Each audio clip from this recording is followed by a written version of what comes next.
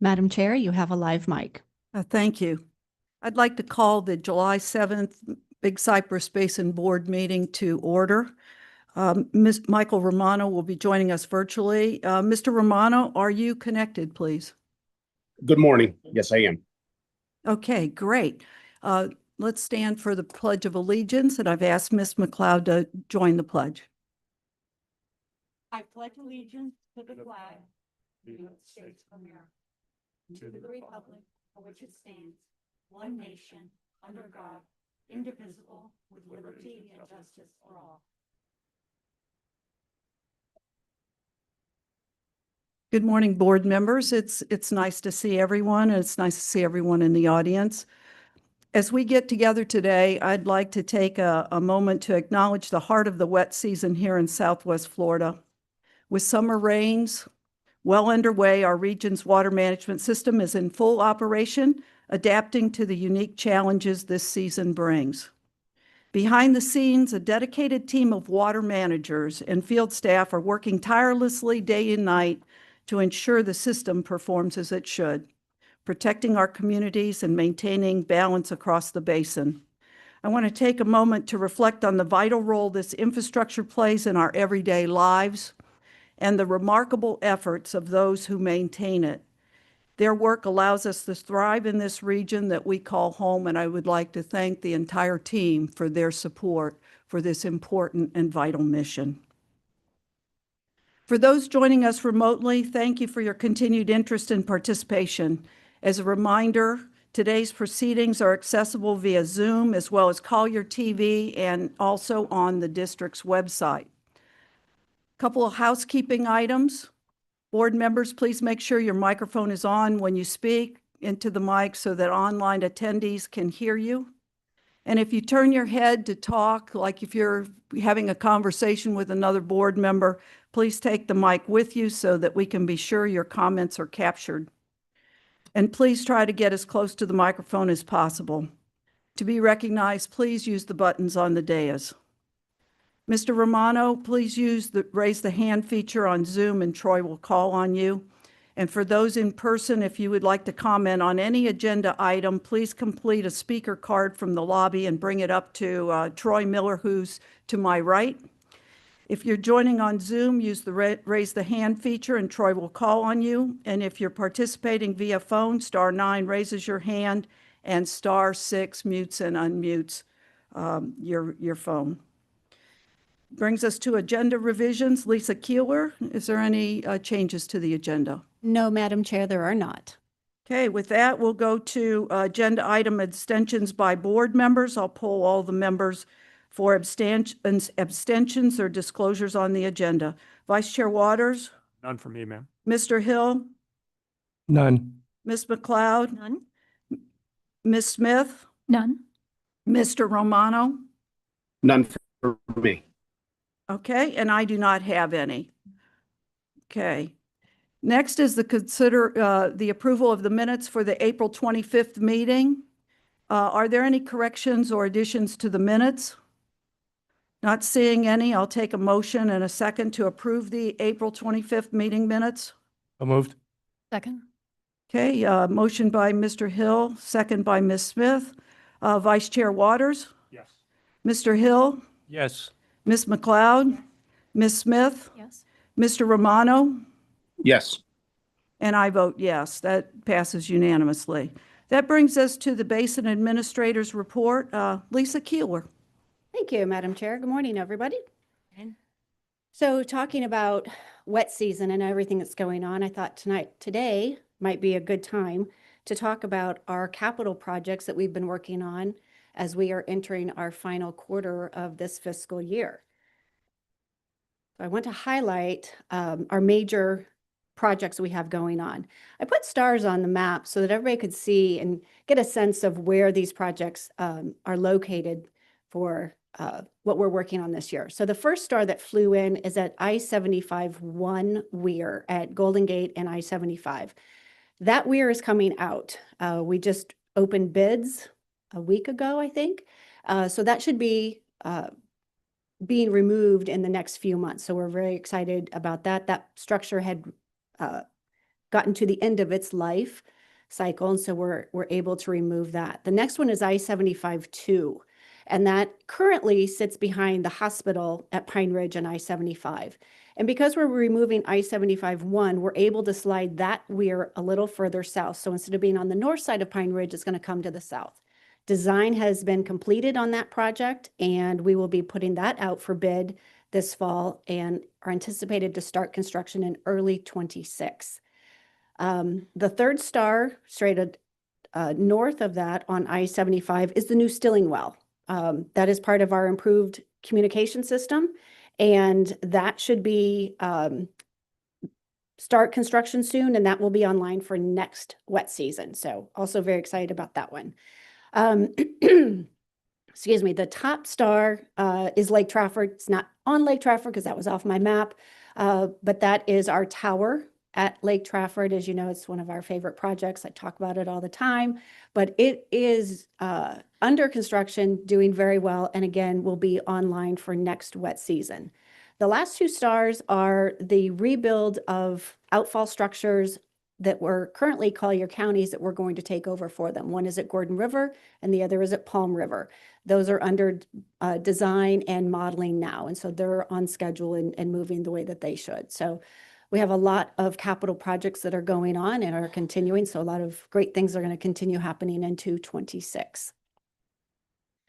And lastly, Madam Chair, I want to highlight you turning on the Miller Pump Station. This is our last pump station to come online as part of the Picayune Strand project. It was a great day on Friday, June 20th, that our chair got to turn that last pump station on. We were out there with the Corps and district staff, our field station staff as well. So now you can see with the large picture, we are now in full rehydration mode for Picayune Strand. It's very exciting. So unless you guys have any questions, Madam Chair, I know you have a lot of good memories that you want to share with everybody with us. It was absolutely a fantastic day, and it was warm because it's always 10 degrees warmer in the Picayune Strand than it is inland here where we meet. But what an honor it was to turn on the Miller pump and see that significant milestone realized for the Picayune Strand Restoration Project, and to know that water was flowing over more of those 55,000 acres that are going to restore that beautiful, beautiful ecosystem to its natural hydrology, and also have a positive impact for the community by recharging the aquifer to protect our water supply and to send water south, into the 10,000 islands and hopefully help send cleaner water that direction. So it's just been a tremendous honor to see all of the progress we've made. And I'm looking forward to the ribbon cutting, which should be towards the end of this year, the beginning of next year, with everyone. So put that on your calendar, at least a planning date, and we'll go from there. But thank you, Lisa. You're welcome. Terrific. That brings us to public comment. This is the first opportunity for the public to meet to address anything that's not on the agenda, and we'll start with anyone who is here in person, and then we'll go to anyone who's here remotely. I have no one here in the room registered at this time, and let me double check. I do not believe we have any hands raised at this time either. We do not. Okay, great. Well, that brings us to board comment. And I'd like to start with Dan, because I believe, Dan, you have something to share with the board. Do, thank you. So I told Lisa this a couple weeks ago, and obviously we are not all able to talk to one another. So tell everybody else today that made the decision to step down from the board and is going to send my letter of resignation to the governor's office. So just want to take a moment now to thank everybody on the board, especially our chair, for the ability to serve with you. It has been a pleasure. And likewise to the staff. This is an organization with our leadership from Lisa, and then all of our staff that we have here and not here that makes this organization run so well and so efficiently. So I thank you all for letting me be a part of it for the last handful of years. So thank you very much. Thank you, Dan. Thank you, Dan. I appreciate your leadership and dedication to this board. Certainly, you were here before I joined the board, and you've just been a tremendous asset to the Big Cypress Basin and to the South Florida Water Management District. We'll definitely miss you. And before I make any further remarks, I want to give the board members an opportunity if someone would like to make a comment to go so at this time. Go ahead, Andy. Dan, I just wanted to recognize you and your insights. The one thing that in this board, we have all very different professional and personal backgrounds. And Dan, your analysis and capability as an engineer, I think, has been particularly of value to the community and to the basin, and being able to analyze projects in an insight that I don't as an investment guy. But you as an engineer can see how things move and work together, that I think is particularly important. And thank you for your contributions. Thanks, Andy. Go ahead. I would like to echo that, exactly what Andy said, because I've learned a lot from your comments and your insights, and they're on site when we go out. You have good comments there too. And just wish you the best of luck. Things change, but your longevity as a volunteer on here is very impressive. Thank you for your service. I'll just make a comment too. Yeah, it's been great getting to know you, and it's wonderful to develop these relationships that one does when serving on a board. And it's been nice when I go out into the community, I'm seeing you at meetings and different things like that, which is great. And it sounds like there's going to be more future opportunities for us to work together on community projects. So it's been nice serving with you. Yeah, thank you. I was giving Mr. Romano a chance if he had his hand raised or not, but if he hasn't, we'll move on. Dan, I've got some highlights of your tenure on the board that I want to share. You have certainly provided such incredible professional service to the community by your service on this board. And you've supported many projects. Dan has served 8 years on this board, 4 of which he was as vice chair. And during this time, just to look at what this board accomplishes in that short a period of time, we reviewed 8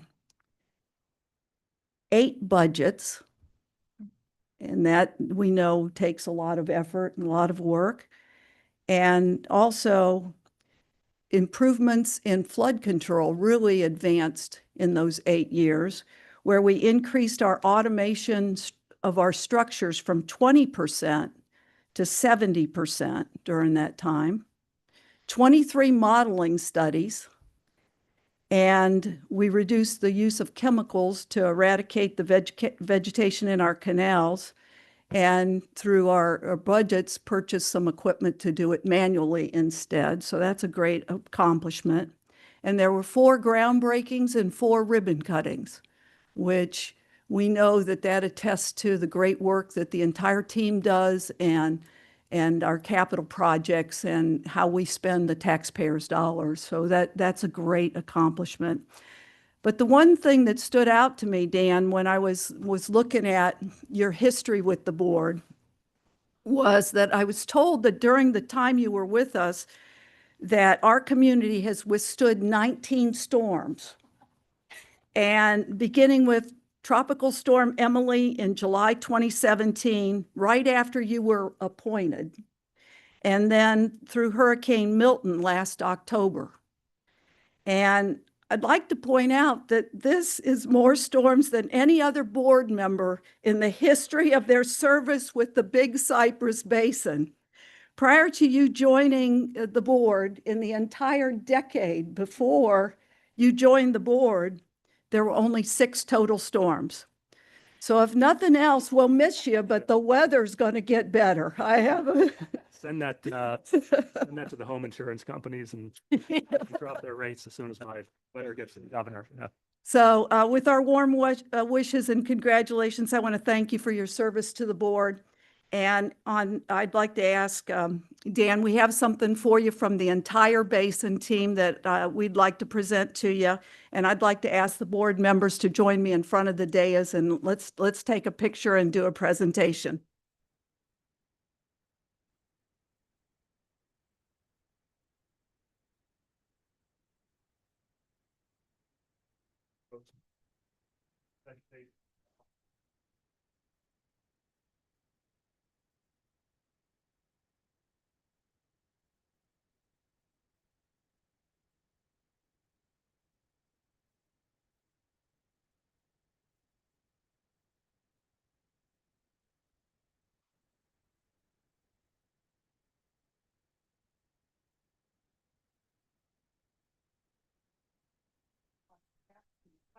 Basin team with our thanks and our gratitude.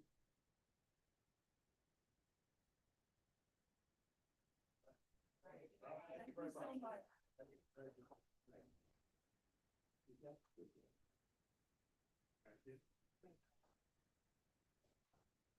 I know. It's like-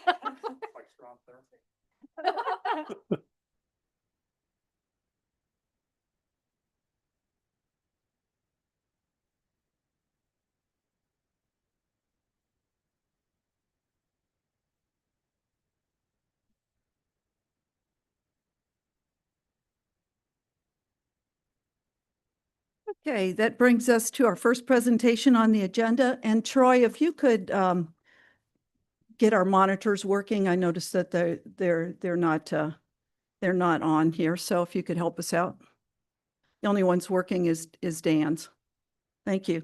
That brings us to the first presentation, which is risk measurements for resiliency. And we're going to have Carolina Moran present this item. Good morning, Ms. Berman. Good morning, Chairman.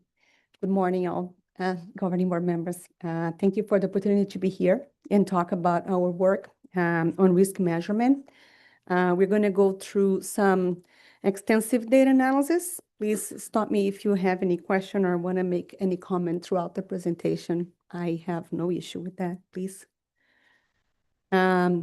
Some of the goals of this presentation today is to summarize the measurements that are being used to inform resiliency planning. We really use those measurements, best available science and technical analysis to help us on formulating scenarios for future conditions. We have been applying those scenarios, for instance, on the flood protection level of service assessment. So when we look at population increase, development, we also look at what would be sea level rise, rainfall conditions into the future based on those risk measurements. We also are stepping into a water supply vulnerability assessment beginning on the west and the east coast. That we are also going to be looking at the dry scenarios. All of those assessments, modeling, technical vulnerability assessments, help us to prioritize investments, infrastructure investments that are needed to be able to withstand those conditions in the future. We're going to also, through this presentation, emphasize how those measures are supported. So just to step a little bit on what we have in terms of science and data analysis and partnerships that we do to advance this analysis with academia. The Florida Flood Hub, mainly, there is a lot of work being developed right now at the state level, led by the Florida Flood Hub. And then also, I'm going to provide a quick overview. All of these analyses are part of what we call Water and Climate Metrics program. It was established in 2020. So just a little bit of progress on the program. So this is actually a copy of our portal. It's an online, we call it a hub, where we put the information that is available. We have maps, we have brief explanations for each of the metrics, and we try to make those as visual and communicative as possible. There is a lot of data, there is a lot of information, but the website, this hub, this portal, GIS portal, has been built through those years with a lot of emphasis on kind of trying to translate the information in an easy, friendly way for different types of users. So we do inform our scenario formulation planning inside the agency, but we also know as a regional agency, this information is used by local governments, by other agencies also doing assessments. So just trying to get the data and the interpretation out there. Here I summarize the list of the metrics. This is just a list and almost like a checklist to see what we have assessed. On the left is phase 1. We had 15 metrics when we started the work. We were able to complete trend analysis in 14 out of the 15 fully, and not only trend analysis, but automate the data. So this is our own data that is in the behind in most of the cases. So when we are looking at those trends and using those trends to inform future scenarios, we are trying to make this all automated. We are trying to make this available. So there is also a link to the behind insights automatically that you can access all those observed trends. On the right, I have a list of what is coming as part of the phase 2. So we have a few new metrics that is coming under this purple column, pink column. I have some enhanced analysis pointed out here in the blue. For the existing metrics, there is always, of course, enhancements, and then some basic updates that we're going to continue to do in all those metrics. Don't worry, I will get to what we have and all the results available for the West Coast in the next slides. So beginning with the rainfall analysis, and we are looking again on observed data, what we have been measuring as an agency for the past years, even earlier on data that we integrate to our database. So since the 1940s, we have data on rainfall. And the way we combine them here for the trend analysis is by region. It's very hard to look at trends on individual stations. There is a lot of noise. So we do a regional frequency analysis and we look at the trends combined in a region. The work is led by our team. Ala Ali is the technical lead here. I want to also take this moment to acknowledge the work led by Nicole Cortez and Stefania Salazar. They are really doing the incredible job in connecting with all the technical leads and putting the information together. But anyway, Ala was the person who determined this approach by region, looking at each station and helping us to determine is there a trend or not. So when we look at monthly, individual months, we did not find any trend. And I am talking about statistical analysis here. So we might observe a line going up, but we do all the tests to verify if this is really a significant trend. So according to this assessment done 3 years ago, there is only a month upward trend in August for the Big Cypress area, East Caloosahatchee, and Southwest Coast area. So the month of August is the one that we saw a signal upward trend, meaning for some reason in this month, in the summer, we are seeing an increase in rainfall amounts here in the West Coast. There is not a lot in other parts of our 16-county area. In the wet season, we also saw a upward trend. So when we look at just the wet season, I'm going to step into the next slide quickly. Here's the next. So when we look just at the wet season months, we also see an upward trend, again, with some statistical analysis done here to support it. Here on this, only on the Southwest Coast Basin, I have a map, I believe, that I can show you exactly on what area is this. And then we are doing the dry season analysis right now. We have not seen any trends in the annual. Like if we combine all the data for the whole annual, it's hard. Sometimes the wet season and the dry season will compensate, so no trends annually. And then when we look at peaks, so we also look at a 5-day 4 inches. So every event that surpassed the 4 inches mark on a 2-year return or the 4.5 inches mark representing a 2-year return. So in those cases, we also saw upward trend in Big Cypress and the Southwest Coast. So month of August, you see all the red dots in this central picture. That means red means we got the trend and we see an upward line. And then here on the right is one of the events, the 5-day event, when it exceeds 4 inches. Again, we also see a trend on 2 of the basins. I already described this graph. Here is the wet season, so only the months of wet season since early 1940s, a little before 1940s, all the way to 2018. This is when we finished this analysis I mentioned 3 years ago. So all the way to 2018, we saw this in the wet season, only for the Southwest Coast Basin. We are now updating. This is an ongoing effort to update with data all the way to 2024. We are seeing some of the trends validated again, some new areas with some trends a little bit, and we're going to publish this in the next spring. Now moving to future rainfall. It's not a simple extrapolation. Of course, we look at the trend to inform what would be, should we look at how this is going to be happening in the future, and then how we anticipate those future conditions. So there was a separate effort in addition to those trend analysis. It was developed with the help of the USGS team. And what we did here is we used some available climate models, some additional technical information, and we look at 50 years from now scenario, what would be a multiplier that we could assume as part of a planning effort. So in a vulnerability planning assessment, we look at those multipliers. So for instance, for an 100-year event, we are at about 25% increase projected in 50 years from now. So when we run a level of service assessment, we look at a rainfall. We run different scenarios of rainfall. We run a 4%, a 10%, a 20% chance event. So we add to that a margin that represents what those models are telling us under future conditions. This study is now being advanced and done at the statewide level. The Florida Flood Hub took over this assessment. They have a few efforts going on, and I will talk a little bit on the last slide.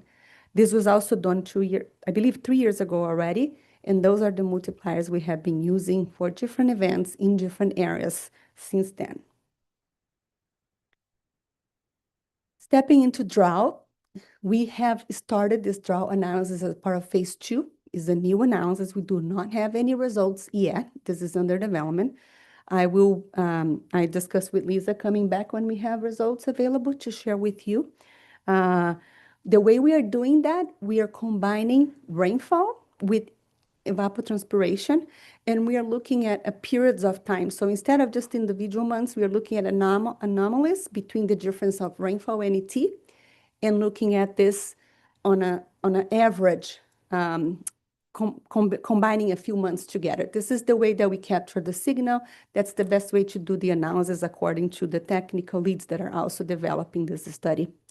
So as soon as we have results, I'll bring, but this is just a quick plot, again, from the 1950s to the 25. I believe we have data until 2010 there, on what we have in terms of rainfall, what we have in terms of ET, and the difference on this. We are also using the same approach to project future conditions. So there's analysis we do with the, again, observed data. We validate and we correlate the observed data with what the models are telling us. So we really validate the historical model, the historical time on those models, and then we project to the future. Again, we don't have results, but we are using the same analysis to look at those future conditions. And we are dividing our 16 county in 3 areas to do this analysis. That's what the map shows here. So the lowest coast is the green area. We're going to have numbers combined for those areas when we complete this study. Stepping to one more data set, actually 2 combined. We look at groundwater levels and chloride trends together here. This is when we focus on saltwater intrusion and groundwater levels. We have 2 different cases here. On the top is near Naples. It's a well that we have near Naples. So we see in this location, the red line is what we see here in terms of an increased trend.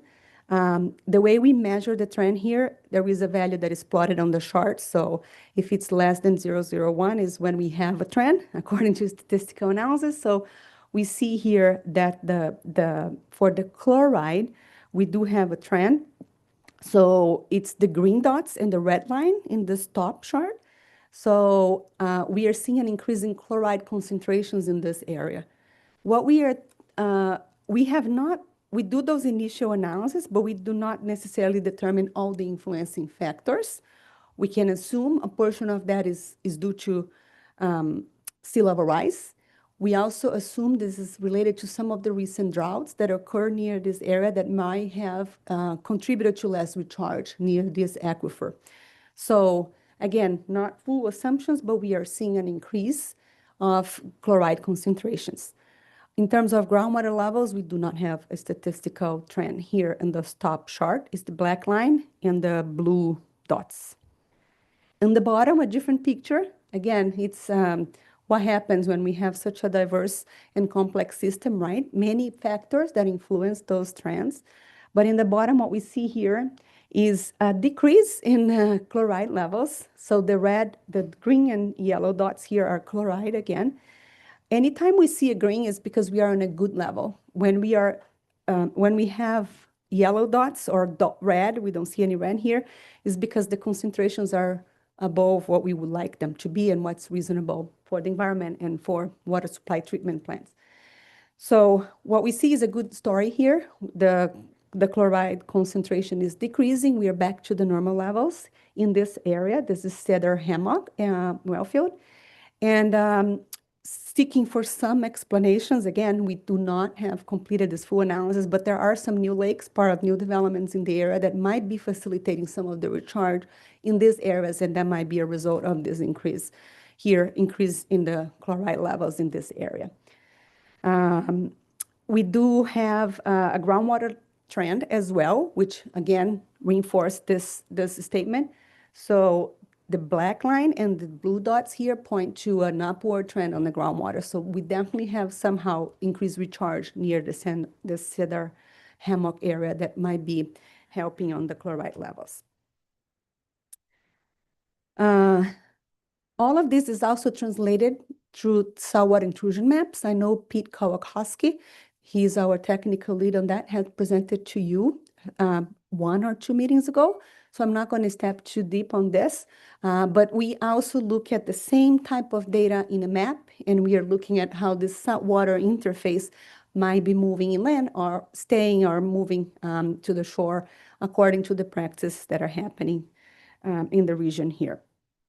All of that is integrated. Both charts, maps, and those lines are integrated into the hub. Moving to one more set of data.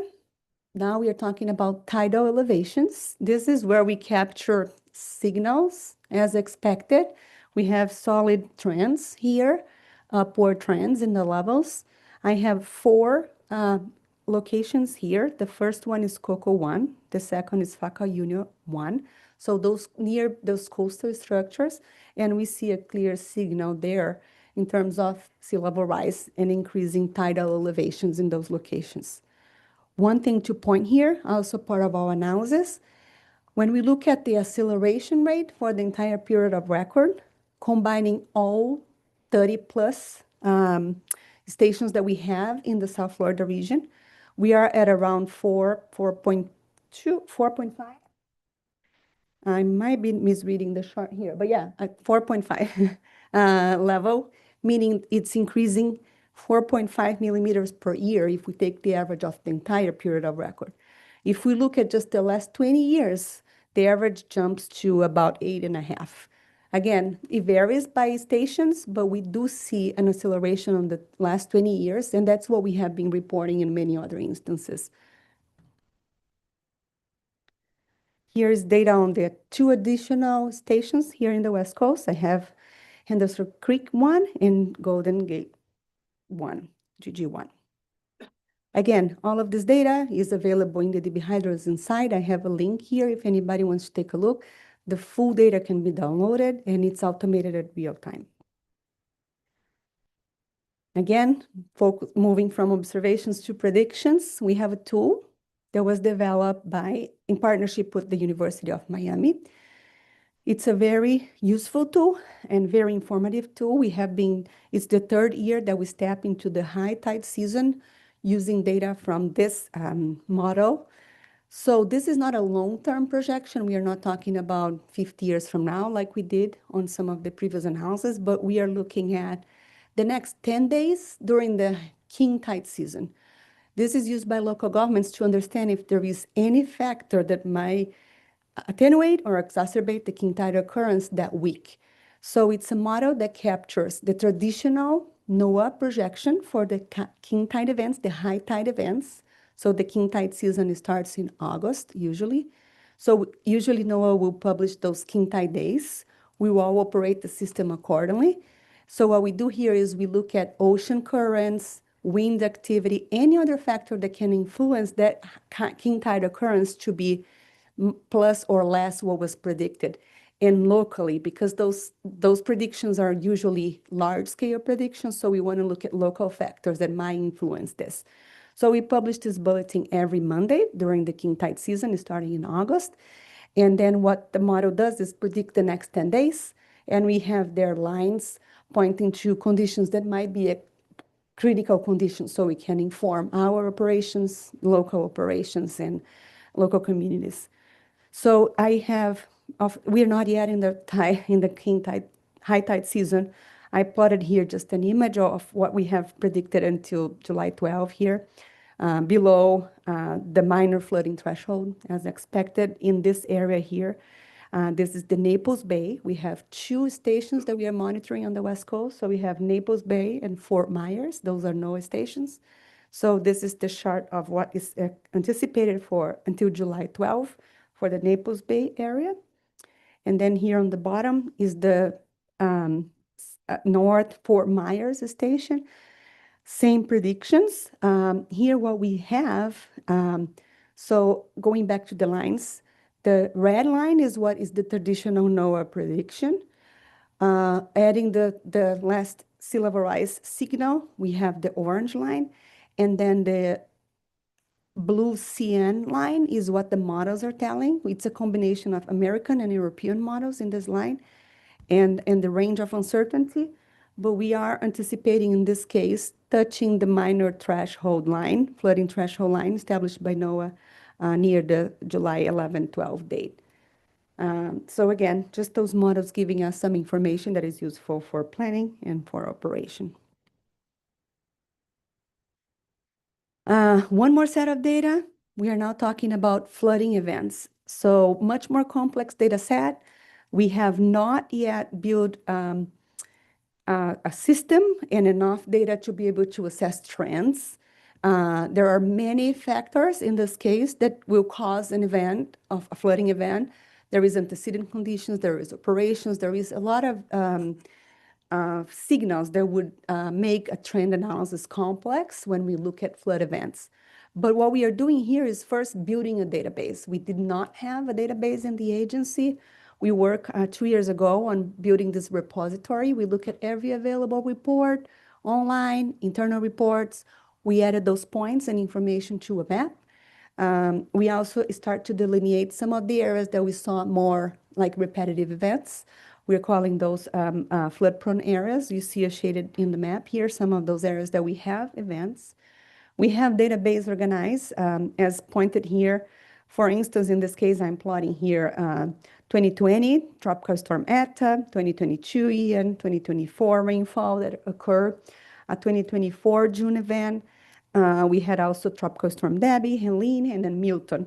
So again, now that we have this repository in the system, we are adding those analysis and adding those points coming from multiple reports, local agencies collecting data, high watermarks that we deploy teams when the event is more serious, and then any information available online. So we have a system, a map that combines all this information. We use that again to assess vulnerabilities. All of this information is extremely valuable when we are trying to report damages and justify projects. All the grant funding, like if we go on the hazard mitigation from Department of Emergency Management, for instance, they ask you to justify previous damage. They ask us to show previous flooding to justify your project. So this is available to all local governments, our projects, to help in really informing what had occurred in the past and help justify those project needs. So in addition to this repository, we need to collect more data. I have no doubt that collecting data is key.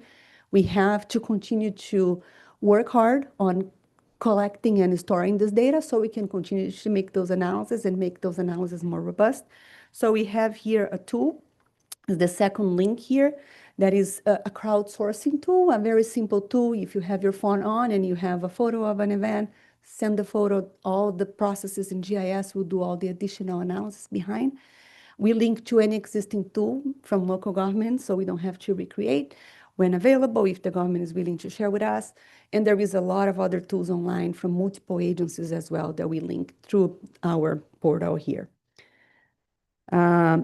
We do work constantly on support for those collection efforts. We need a lot of support, of course, continuous efforts from our teams, from the local teams. And up to today, we have all those municipalities, counties, and the Coastal and Heartland National Storage Partnership, and also the LA Improvement District, that have been either attending trainings. We do annual trainings on how to collect data, how to collect high water marks, how to access the data that we have. So attending those trainings, submitting some of the flood-related data, integrating their data collection to our formats, or using their online platforms and social media to help. We as an agency do not have the reach to get to the very local level to collect this information, so we count with the support of the local governments to really increase the robustness of the data that we collect. So again, those efforts are continuous. There is need to continue to invest in this collaboration, and we always reinforce with the local governments on how we should be working together to really ensure the data collection and interpretation of this data is consistent in our region. Final set of data. Water quality. I'm going to make it simple. I'm going to focus only on water temperature here. We do not have necessarily a trend, and we have data here for this one site in Fort Myers that is from the 1990s, early 1990s, with some of the temperature plotted here. We also plotted in a month by month, but it's still very, very uncertain on how we can really look at those variances in terms of water temperature for many reasons, including the timing that we do the collection, the quality of this collection, and how consistent we have been seeing this data. This is definitely an area that requires further analysis, further assessment. We have Nenad Irikani, the technical lead. He's doing an incredible work, but a lot more questions for us to keep responding. And one of the recommendations that he had is for us to looking at those water temperature trends slightly upward near some of the months. So maybe just by looking at some of the variations within months, and we have plots as well in the hub month by month, can help us understand if those changes in water temperature is influencing any other water quality aspect. So not a lot to say yet, but continues to work with the technical lead here. And this is data from the Cape Coral area. More recent, we don't have long terms starting to 2002 here, about 20 years of data. Some of the next steps on risk measurement. So continue to improve on scenario formulation. So really using those risk-informed assessments to help us formulate future conditions, future scenarios. We have established an internal work group, a future scenarios work group, to help us all interpret this data analysis and really formulate scenarios that are integrated to many needs that we have in the agency. Again, continues to reinforce that we need to rely on best available technical and scientific assumptions that will help us on the best model input, right? I mean, we need good input to be able to read good outputs from a model, and we are very, very focusing heavily on getting the best available input to all those models. We do have new or refined trends. They're going to be released as part of the South Florida Environmental Report publication early in March 2026. So as I mentioned, the rainfall, we're going to have data brought out to 2024. This is the new analysis this year. We have drought events, so trend and future projections results that will be published. And then we also have high tide event analysis. So just focusing on the high tide events, if we saw trend and rainfall analysis of the frequency. I also touch about the Florida Flood Hub and how we're collaborating further and further with them on all those analyses. Right now, we kick off an effort. It's a joint effort funded by the Department of Environmental Protection, FDOT, the Department of Transportation, Water Management Districts. We have three universities, University of South Florida, Florida Flood Hub leading the effort. We also have FSU and So we are looking at a series of models, data available to develop a regional model for the state of Florida. So we are coupling ocean and atmospheric data to really develop data that is relevant to us. All the assessments that we look at future conditions so far, included in this PowerPoint, they are done on a scale that is 50 states, right? The whole US. There are very specific processes that are pertaining to Florida. We want to be able to capture those processes. So we have been working on this partnership for a few years. It's finally up and running. The Florida Flood Hub is leading this effort, and we're going to have the ability to reduce significantly the uncertainties when we look at those data projected by those models, and again, inform better our scenarios. There is still uncertainty when we look at future conditions, and we want to be able to reduce that and have more certainty on how we plan for the future. I have just 3 slides. I wanted to take the opportunity to also talk about the plan. We are updating the 2025 plan, so a lot of those scenario formulations are now integrated to the plan in terms of project recommendations. We have been working on this plan for 5 years. This update will be the 5th update, and we will start on a 5-year update cycle from now on. So an important update, we received comments from a series of partners. Again, we are working on the comments. In this area, what we have is a few projects. I have a summary here on the right, a map. So those numbers that you're seeing, 122, is a project that we call Coastal Structure Enhancement and Self-Preservation Mode. It's mostly a remote operation. We are seeking to enhance the remote capability of operating those structures when we have major events. We want to be able to open and close as close as possible to the event, so we have certainty on the magnitude of the event and the timing of the closure. And we are doing some flood proofing. And as needed, not in those cases here in the West Coast, but as needed, we are adding some gate extension on the top of the existing gates. So small fixes, short-term fixes will give us 10, 15 more years on those structures at least, and helping us to really protect, harden the operation of those structures. This is funded with Resilient Florida Fund. The microwave tower here, Lake Trafford Tower, I know you were all brief on that. That's another project that is there, pointed as number 11. And we also have beginning the planning for the Henderson Bell Med Basin Resiliency. It's the coastal structure there. There is a lot of phases. We will begin modeling actually, probably in about a year, maybe 2. They are in the plan. Those are some of the priorities that we have identified so far in the region as we continue to develop those assessments. Right on the left here, we have all the assessments that are done for us to bring projects to the plan. So those are the sources of those, including the level of service in the top here. Of course, that's the most robust approach for us to identify those projects in the agency. As part of the plan update this year, we hosted a workshop in Bonita Springs in February 27. We had really great participation from the West Coast stakeholders. We got great early input for the plan update. Here are just some pictures, and I would like to take the opportunity to thank all the participation from the multiple local governments, multiple partners in this region here. It was an excellent event. We produced a one-pager. I will make them available to you. This is just a photo.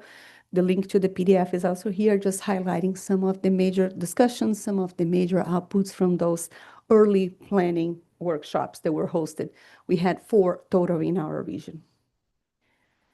Just some dates here. We just closed the public comment period for the plan. We receive, again, great comments. We are working on those to be able to update the plan. So we'll follow up with each organization that sent us those comments. We're going to coordinate on how to better respond and accommodate and update the plan. During the month of July and August, we are actively working on that right now. And the plan will be submitted to the EP and the state on September 1st. Last slide, wet and king tide season preparation. We have here the link as a reminder, again, asking for all the local partners to continue on collecting data, accessing flood observations, what we have during the wet king hurricane season, and then also a link here to the bulletins that will start to be published every Monday in August. Inviting you all to the Resilience Coordination Forum. Our next one is September 3rd. It's going to be in the headquarters. And here is just links for you to subscribe to resiliency updates. I'll leave it here. And thank you very much. I'm open for questions. Thank you, Carolina. That was an excellent presentation, and that was a lot of information. And I'm sure there'll be some questions. Go ahead, Michelle. Hey, yeah, I have a couple questions. Can you go back to that slide where it shows the chloride concentrations? And can you explain? I kind of got lost. Are the trends coming down or up? Two different cases, two Okay. different trends. So on the top one, we have trends going up. It's still in a green level, so not a concerning level, but we do see the chloride concentrations is still below 100 milligrams per liter, which is good, but they're going up. So if we start on the 1996 up to today, we are seeing a slightly increase in the concentration of chlorides in the Naples, in this location, Naples well field. So those are the green dots, and the line that is plotting, looking at the trend, is the red line. In the bottom is the opposite picture. So what we are seeing on the bottom is an increase, so a decrease in chloride, so good news here. So we started with orange points. Those are between 250 and 1,000 milligrams per liter.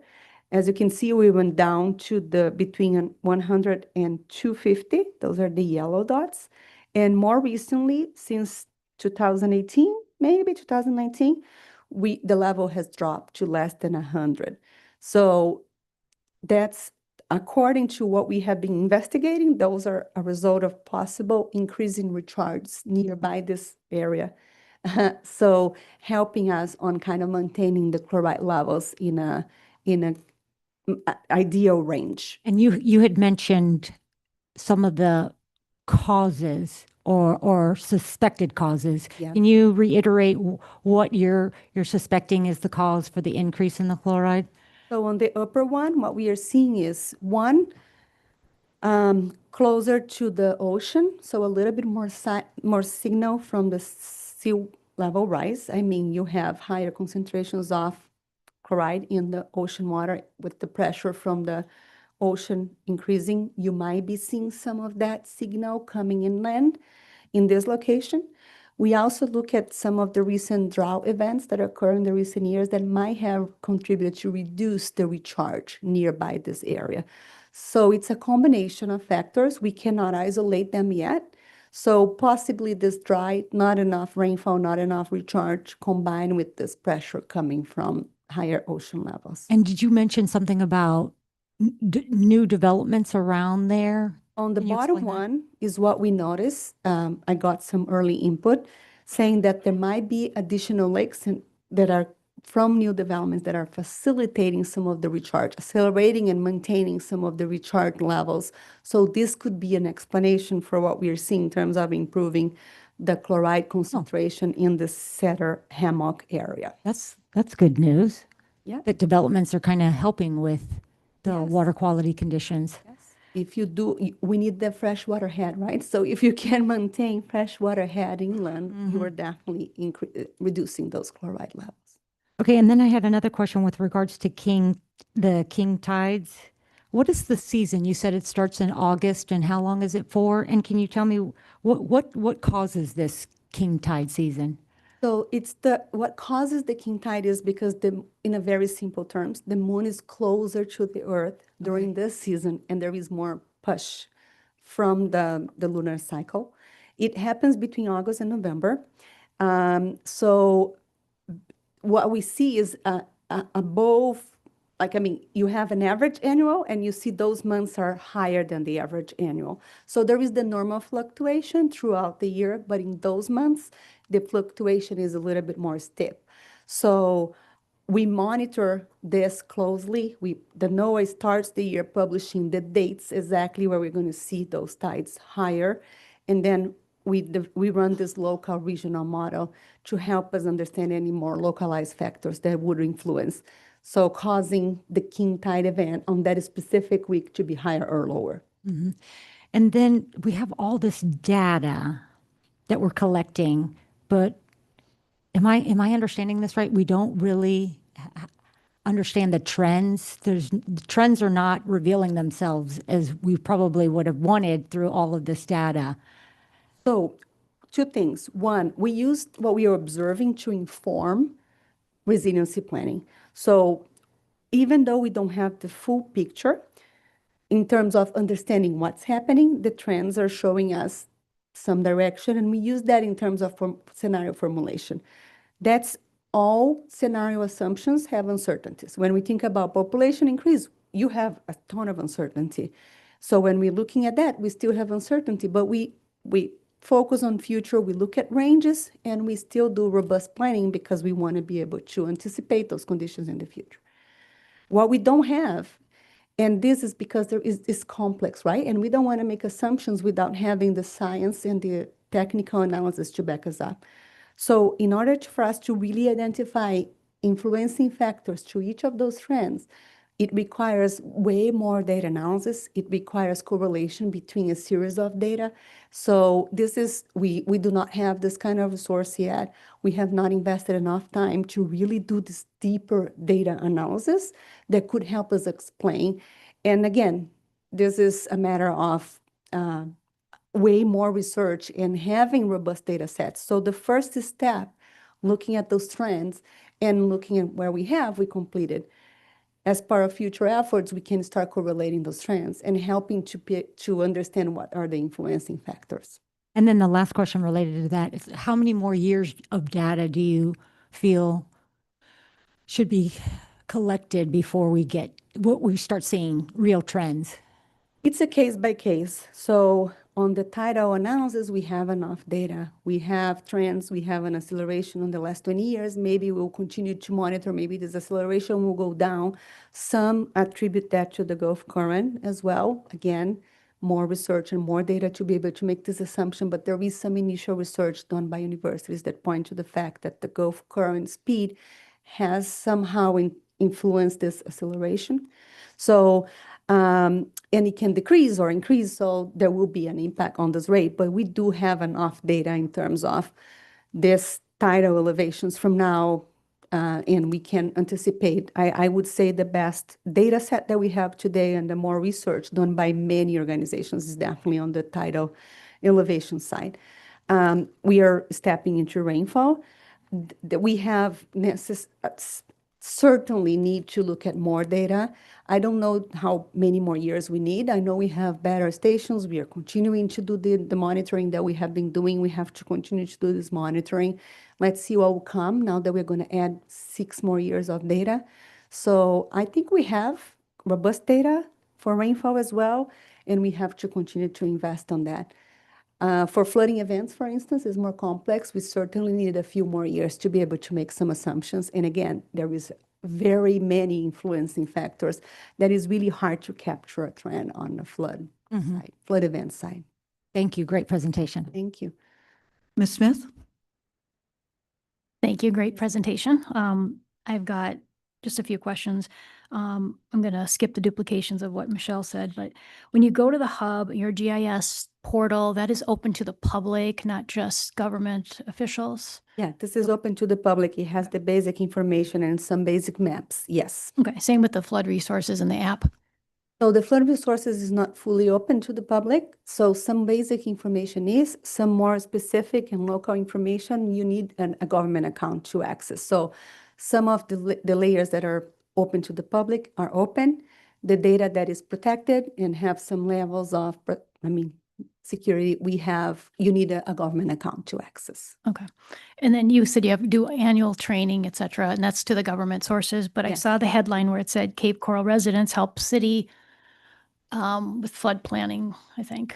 Yeah, they have Cape Coral have been attending the trainings. They have also collected data with our teams. So I believe this is from last Milton event. They have deployed teams alongside some of the water management teams to collect high water marks after Milton. The residents. Okay. No, the government. Okay, I was just reading the headline. I know I shouldn't read headlines. Maybe the city, yes. So the reference to residents here might be data that the residents send to the Cape Coral and they share with us. Yes. I think that would be helpful. I don't know. Okay, so that's good to know. And back to the chloride. So in my head, recharge means rebalance. Is that in? Recharge is how the fresh water gets back to the aquifer. What's- So rain store in lakes, in locations where we can recharge the aquifer is we do have some aquifer recharge wells as well, but in most of the cases, I was referring to rainfall just infiltrating. And the source with the, I think you said where it was, but I didn't, no memory. Naples well, where was that well? I don't know the precise location. I was going to include a map. Maybe Just curious. Lisa or Brad know exactly the location of the Naples. To be honest, I think there is a, let me go back here just to see if, no, I just added the map for the water quality. I don't know the precise location I can send to you. Okay, because the other one was Cape. Cedar Hammock. Cedar Hammock. Cedar Hammock. Yeah, I think it was another slide. I'll look at it and I'll send it to Lisa for the question. Perfect. Got that. The water quality slide goes to, maybe I missed it, 2011. Was there a next slide that goes from 2011 to 2024? Go back one. There you go. So then if you move forward, does that just move on to 2024? No, those are two different As I thought. locations. So the one here is Fort Myers. So we have data from the early 1990s to maybe around 2015. And then here is Cape Coral. We have data from 2002 all the way to 2024. Okay. So nothing really for Naples, wherever. We look at Cape Coral as being a, We might have some additional data. I tried to plot some of the relevant ones here. I can go back and look to see if we have data really close here and any signals. All of this information is in the portal as well. Yeah. So yeah, I'll go I look. can circle back and see if there is okay. any. I'm just curious because, Cape Coral is a little bit different world than here Yeah. and different water. I but- tried to get as much data as possible to here close to Naples, but some of them we might not have the good quality data as well. And that's my bigger question. Does all of your modeling and your forecasting and your analysis have built-in AI? No. I assume. Not yet. We're stepping into AI right now on the flood side. A very initial test that we were trying to do when we receive a photo to try to read the depth of the water on the flood on that photo based on some previous information collected and AI information. But that's a very initial tentative effort that we are beginning right now. We do not have for this analysis that I've presented here, I do not have any AI. It's mostly data that we monitor that is stored in our DB Hydro, and then we do tech data analysis, like statistical analysis in this data. Okay. I mean, I can't live without Chat GPT. I'm sorry. It's like, and my application isn't as important as this. So I look forward to when you do integrate it because I think it's going to be very helpful. I mean, and you're the scientist. So my last question you're going to really love. So in post, how do I say it? Big Beautiful Bill, is there changes that you see related to cuts, budgeting, et cetera, that are going to impact you? At this point, we are looking at the budget overall for the agency. There is no, well, we had some delays in some of the projects, let's put it that way, but no, there is not necessarily direct cuts that is impacting the work that I'm doing at this point. NOAA, the climate.gov or anything Yes. like that? To be honest, I think at this point, the data sets that we have been looking at, they are still there. I can check one more time. I haven't seen or have not noticed some of those databases that have been turned off at this point. I can check with the team specifically to see, but I don't believe so. I believe the data that we have here continues to be available. Excellent. Thank you. Appreciate it. Thank you. Mr. Hill? Couple things. First, I just want to start out with a comment. Later in the meeting, we'll be talking about our budget for the forthcoming year. Although this doesn't directly impact your work, I just want to highlight the research that you have and the data that you provided today. I think is extremely important to residents, business owners, and it won't come up in the specifics, but I think I just wanted to make that comment. For the younger people that are in university, statistics, it certainly comes out of how important it is in trying to understand your analysis And it's certainly bringing back memories of when I was in various classes and regression analysis and how you come up with to determine whether a trend is there or not. It's more than just using a ruler and a line. So I just wanted to highlight that. A couple specific questions. Do you have anybody providing data from Everglades City? So I definitely have stations in the Everglades City. I am sorry, but I'm going to have to go back to. Okay, that's I fine. understand, but I can, yes. I think that's not only, it's important because that's where I go fishing, which is really very important, but more important, it's on the edge of an area that has significant impact from sea level rise, and also less impacted by development and other things. So I think it's a valid place to keep an eye on. And then to summarize things, obviously, I think we're all impressed with the presentation today and a little teaser on what's coming around when you get further analysis as to where you can come up with some conclusions. I'd really think it'd be great if we did more public outreach to present your research to residents and business owners in Collier County. Excellent. We'll take it as a recommendation. Thank you. Thank you for coming over. Thank you, Mr. Hill. Thank you, Andy. I have a couple of comments and questions for you, Carlino. I think the one takeaway that you shared in your presentation, if I understood you correctly, was that rainfall is increasing in Southwest Florida during the month of August. Yes. Is there a particular hypothesis on why it is increasing in that particular month? We are monitoring the start of the wet season and the timing of the start of the wet season as another factor to see if this has a contribution, but we do not have conclusions yet on why the month of August is the one that is giving us the signal. We see also the whole wet season. If we add up the rain on the wet season, there is an upward trend as well. So we are certainly looking further on the data, but no, I do not have a definitive answer to why and how this is being caused at this time. Right, so I'll look forward to you coming back with that. The other point that I heard was the acceleration of tides in the past 20 years. Yeah. Now, that acceleration of tides could mean a lot of things. How did you mean it in your presentation? So at this point, we are monitoring very closely to understand how we translate that to a future scenario. So if we are looking into future conditions, and that's one of the main reasons that you see a curve that is pointing to one direction and a curve that is pointing to a more extreme scenario, you are going to take this acceleration rate and bring that to future years, 50 years from now. So which one do you assume? Do you assume the 4.5? Do you assume the 8.5? So the models and the science that is out there is making those assumptions and plotting those curves based on this factor, based on a series of other factors that comes from climate models. So in this presentation, what we see is how we use this. So first of all, we continue to try to understand where this is coming from. There is research tying this to the Gulf Current. The model that I spoke about that is being developed by the Florida Flood Hub will have way more resolution in our coast to perhaps help us answering this question.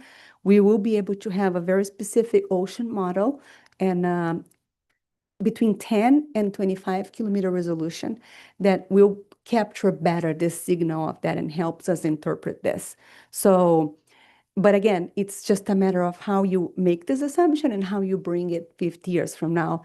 There is a lot of curves out there done by the NOAA mostly, a series of federal agencies that did this analysis, and they do account for a acceleration rate. And the Florida Flood Hub recently published a statewide curve as well, is the best reference we have right now in the state, based on the NOAA results and latest science. And they have one number for the whole state of Florida in terms of what would be those future scenarios. Okay, so it's a measurement. Would it be fair to say that it's a measurement of that increase or that acceleration?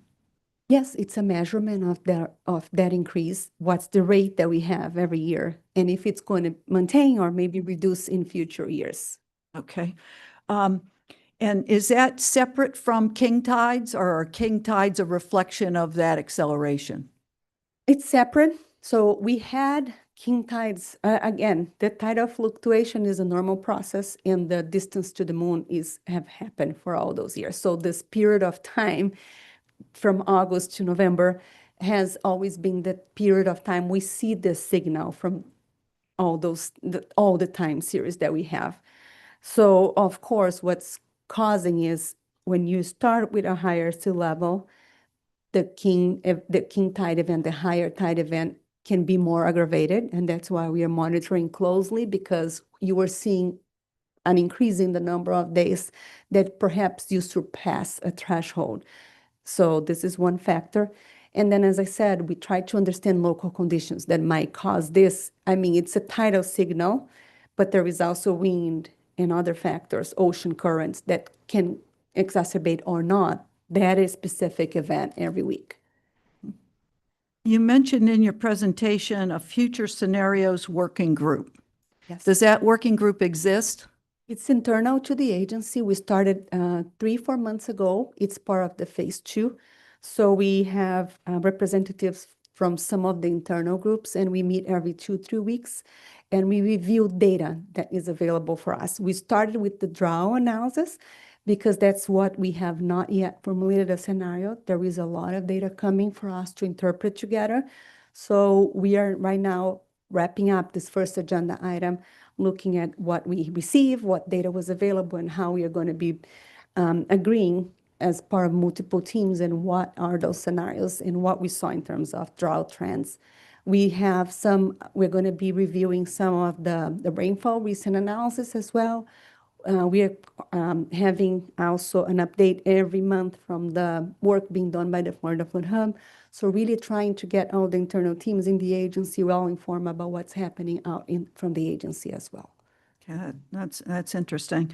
Also, I was encouraged by your comment that you're receiving a lot of collaboration from the local level for folks providing that data that you actually need to inform the models and to do that. And I'm sure I can speak from the board, but we want to thank our local partners that are working with the agency for that cooperation and providing that data. And if there are any gaps, like I know Mr. Hill had a question about Everglades City, I know you're getting some, but if there are any gaps that we can help with in any way, please let us know.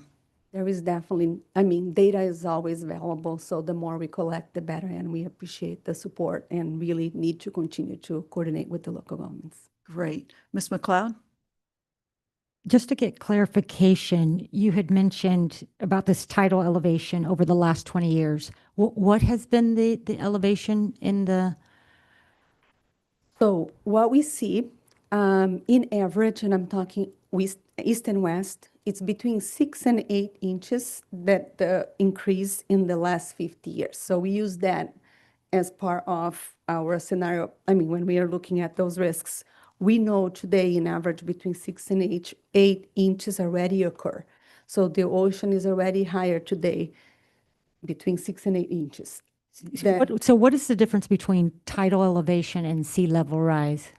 So it can be interpreted as the same thing, and I'm sorry that I'm making things confusing, maybe. No, it's just me. So that the term, we use tidal elevation just because as we operate the system, when we look at the elevation of the tide right downstream of our structure. So that's the most important point that we as an agency have, because it's how we want to operate, how we know how much drainage capacity we have, right? We can open the gates and we can discharge water based on the elevation that we have downstream. So that's the term we use, tidal elevation. It can be translated as the sea level, same, but there are factors, of course, when we are closer, when we are further inland, this elevation might not be necessarily the same elevation that we are seeing in the ocean at that time. There is fluctuations, and there is a signal that is from the level in the ocean all the way to the point that we are measuring.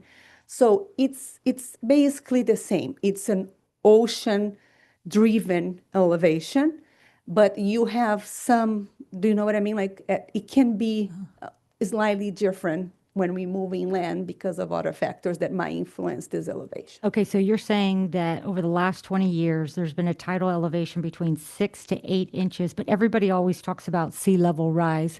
Like, what has the sea risen to, like, for instance, over the last 20 years? So maybe I have to detach exact, I'm saying, I'm using 6 to 8 inches for a larger period of time. I can do a research, maybe we can talk about like 3 to 4 inches attributed to the last 20 years. So more than the entire period, but it varies by location as well. So we have those plots, location by location, and we can isolate exactly where we were in 2000 and where we were today, and have the precise measurement on that specific location just by downloading this data.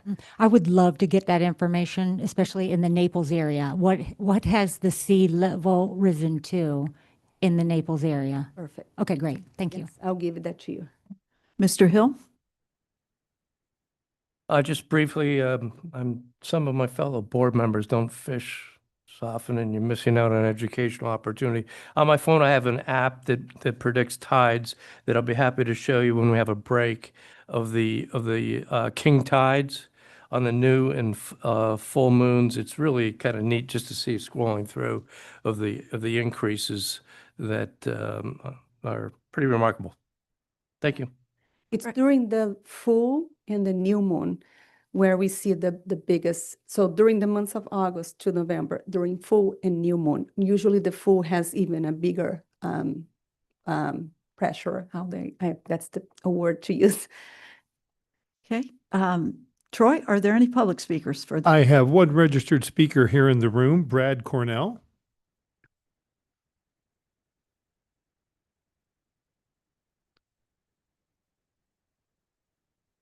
Thank you, Madam Chair. I'm Brad Cornell. I'm here on behalf of Audubon, Florida and Audubon Western Everglades. First, I want to compliment the chair on her successful turning on of the Miller pump. I loved seeing that picture, and also getting the news from your staff and your colleagues at the Corps and the Water Management District on the completion of the construction phase of Picayune. This is wonderful. And also, thank you very much, both on behalf of Audubon and personally, Dan, for your service, the 8 years. It's been great to benefit from your expertise. So we'll miss you. Thank you. Sure. Now, on the resiliency risk measurements, thank you very much, Carolina, for the great presentation and the information specific to this region in particular. As you know, Audubon and Everglades Law Center and Everglades Foundation submitted a letter on June 27th, and I just wanted to flag, relative to this conversation, a couple of themes from the letter. It's a longer letter, so I'm not going to read that. I don't have time, but I did want to hit a couple of themes. One is something that we've all discussed before, and that is the importance of focusing on, for resiliency purposes, increasing inland basin storage for stormwater and to reduce the need for drainage projects, especially in the Kissimmee and the Corkscrew basins. This is a really, really important thing that's right now, especially in the West Coast, is not really part of the resiliency plan. It's something that really does need to be addressed. I want to applaud the district for the enhancements to the nature-based solutions chapter. More of that, please. That's great stuff. And this is part of that sort of strategy that we would look to in the Corkscrew Watershed Initiative and SERP, in fact, are nature-based solution strategies for increasing wetland restoration and natural nature-based storage for stormwater. Compound flooding is a big issue. That's the coastal rainfall and groundwater combined as a multi-hazard aspect that you're modeling. So you've noted that in the plan, but that needs further effort. And we're looking at the way warming and exacerbates the number of big rain events. And so thinking of a few years ago in Fort Lauderdale when 20 some inches fell in February in the dry season in one spot, around the airport. So that was a crazy thing. And then this issue of drought and over drainage. So if I may suggest, there's a question about how drought and over drainage interact in terms of groundwater. So, for instance, in the Corkscrew Watershed Initiative, the groundwater levels have descended unnaturally far, and so we're all collaborating on trying to address that. But when you have drought like this past spring, that's exacerbating the risk of wildfire, and so we have some. I'm not sure that hazard has been captured in the drought analyses you were discussing. So that's an issue.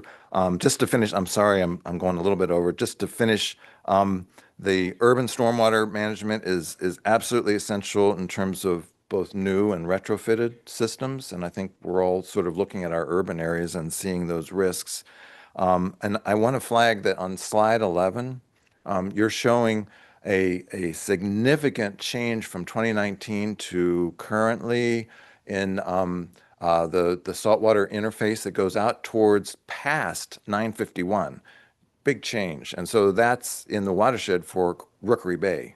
So we're very concerned about seeing that trend. And finally, I just want to say that the 5-year interval of updating the resilience plan is a really, really long time for the kind of changes and issues that are, resilience based. It seems like we really do need to do that more frequently than 5 years. So those are my comments. Thank you very much.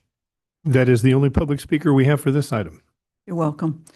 All right, Carolina, there was a few items on that from both the board and the public speaker, Mr. Cornell, and so I hope you captured those and we'll take those with you.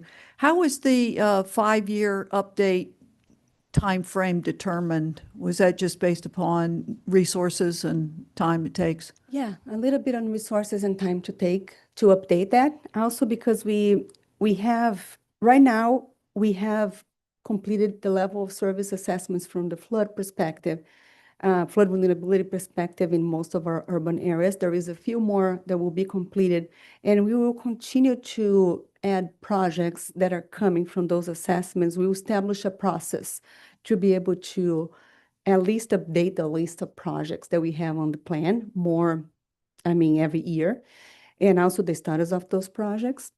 And then from the water supply vulnerability assessment on all those projects that we're going to be looking at, as we are still early on, we're going to finish this drought scenarios. It's very early, Brad.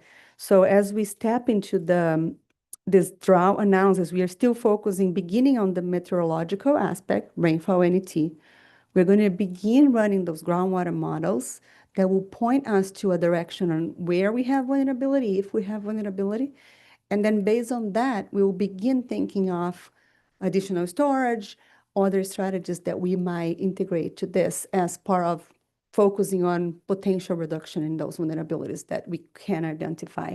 So I'm sure that if those findings come and we might need any specific update on this part before the 5-year, we'll find a way to also bring.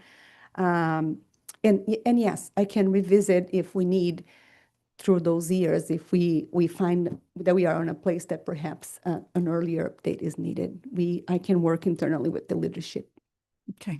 Thank you very, very much for your excellent presentation. Really appreciate it. A lot of good questions. Thank you, Ms. Mullen. With that, it's our tradition here in the Basin to have cupcakes when we're celebrating a big event. And today, Dan, in your honor, we have cupcakes. So I'd like to take about a 5-minute break. We'll reconvene at 12:30 and we can grab a cupcake, take a short break, and we'll resume with the Python presentation.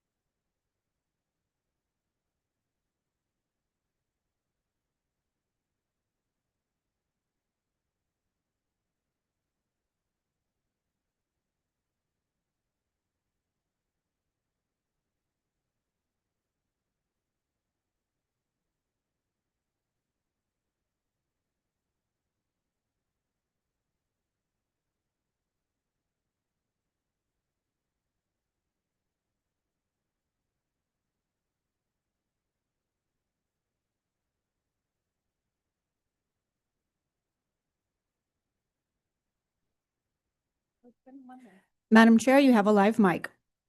Okay, I'd like to call the Big Cypress Basin Board meeting back to order. And we'll move on with the Python Management Program update by Mike Kirkland. Michael? Hello, and thank you for having me again. My name is Mike Kirkland. I'm our agency's lead invasive animal biologist, and I'm the manager of our Python elimination program. Today, I'll be giving some brief background information on the Everglades python invasion and updates to our contractor program. I will talk about the results of the program to date with a focus within the basin's footprint. I will highlight our ongoing partnership with the Conservancy of Southwest Florida. And finally, we'll discuss the current research and monitoring that we're involved with. Oops, a jump slide. Quick reminder of why Python management is absolutely necessary.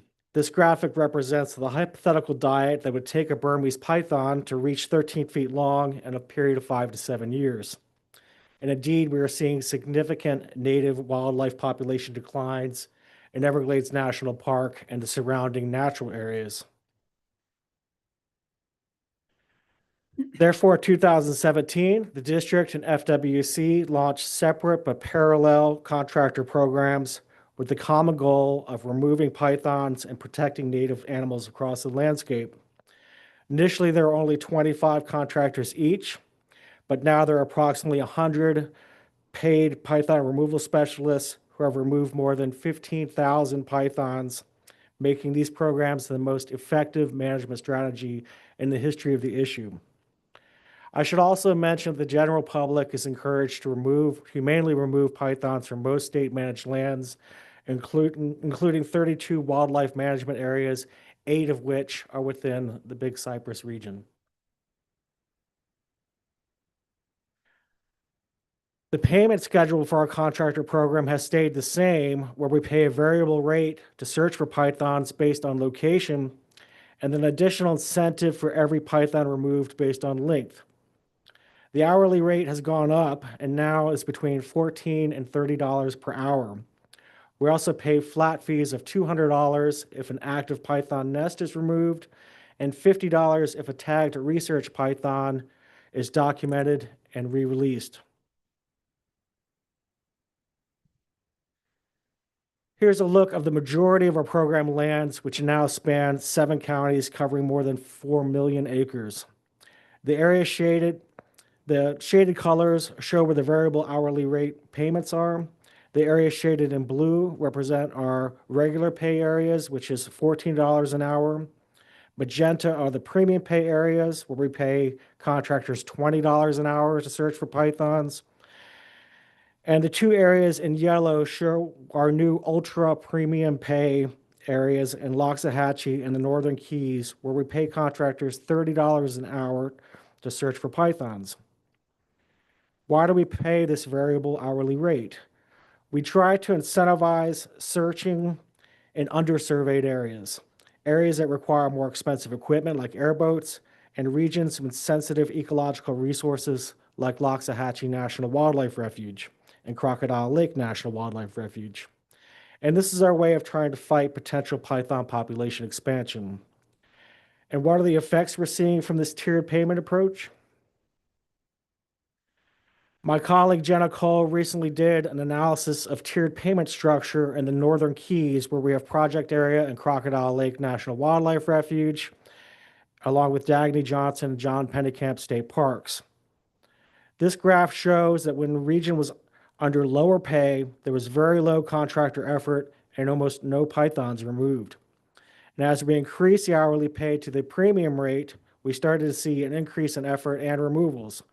But then we initiated the ultra premium pay rate last year, and we've seen a dramatic increase in both effort and captures within the Northern Keys.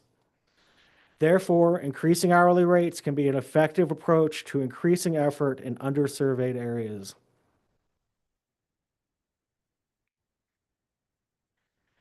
The district has been in a lead role for python management for at least the last 25 years, and as you can see, we continue to stand out.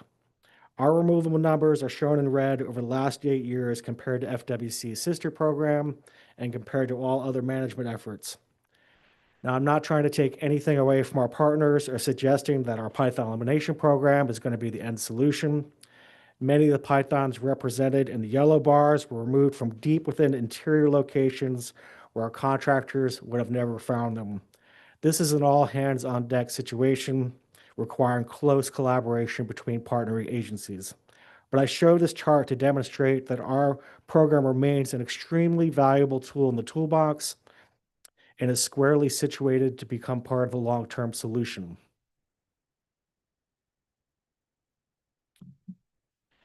Next, I'd like to focus on python captures and nests removed within the basin's footprint. 20% of the total state-sponsored contractors live within the BCB region, and there have been nearly 3,000 pythons removed over the last 5 years, representing about 20% of the overall captures across South Florida. I have Rookery Bay National Estuarine Research Reserve highlighted because for the last 5 years, only FWC contractors have had access to this area. But I'm very pleased to announce that our Office of Counsel is reviewing an access agreement for our contractors submitted just last week. So hopefully we'll have access to this important region soon. Notice that there's no removals in the Corkscrew Swamp Sanctuary. Does this mean that there are no pythons there?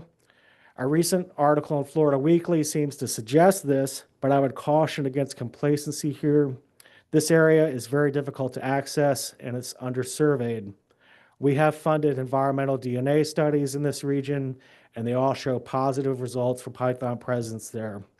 Also, our partners agree that there are pythons present in this area, and this region is directly threatened from the python invasion.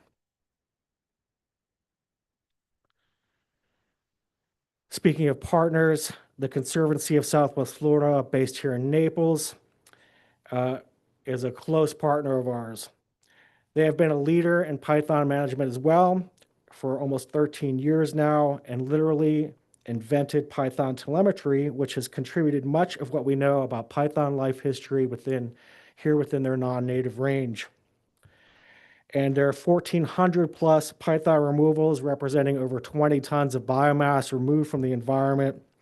Again, have been locations off the beaten path where our contractors likely would have never found them. Their chief scientist, Ian Bartosek, pictured here, is a friend and close colleague of mine, and we speak regularly, and our respective programs work hand in hand.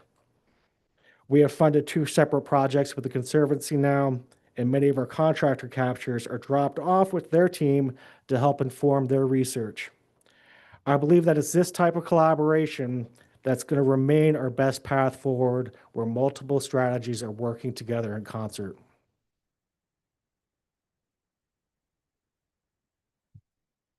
Here are some photos taken within the BCB region of contractors holding up their catches. Proud to be helping to protect the native ecosystem.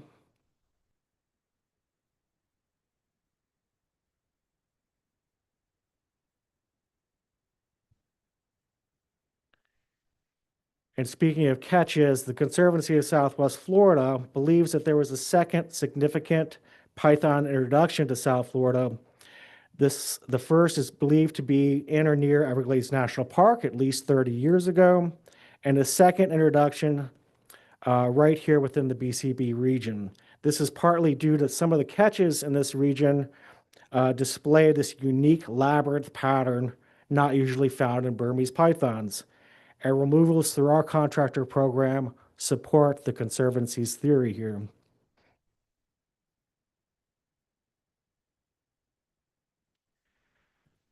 Next, I'd like to highlight 2 updates to our python elimination program that began this year. First, through a separate contract, we're offering expert training to our hunters. Our top performing contractor, Anthony Flanagan, who worked with the Conservancy of Southwest Florida for many years, is now passing on his knowledge to our team through 3 classroom lectures and 11 separate field classes. We're hoping this will increase the overall skill of our contractors and result in more removals, and I expect that this will become an annual training program.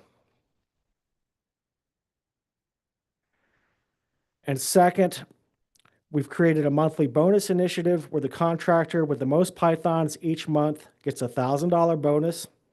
This neat custom sticker created by my colleague Jenna Cole. And the district also makes a social media post every month highlighting the contractor's achievement. This is a pilot initiative started this January, and it's one of our creative ways to help keep our contractors motivated and to increase effort.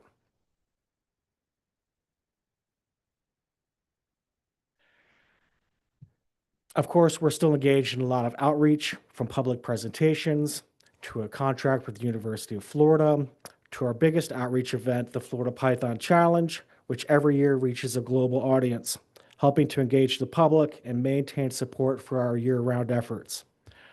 The 2025 Florida Python Challenge begins this Friday, taking place from July 11th to the 20th, where registrants remove as many pythons as possible for the chance to win cash prizes. It only costs $25 to register. Just go to the website, pictured here, floridapythonchallenge.org, and complete the mandatory online training. Last I checked, there were over 600 registrants, and over 40 of them are from here within Collier County.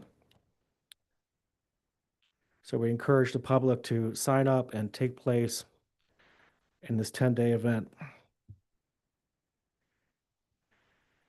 Here's a list of current research and monitoring programs that the Water Management District is funding.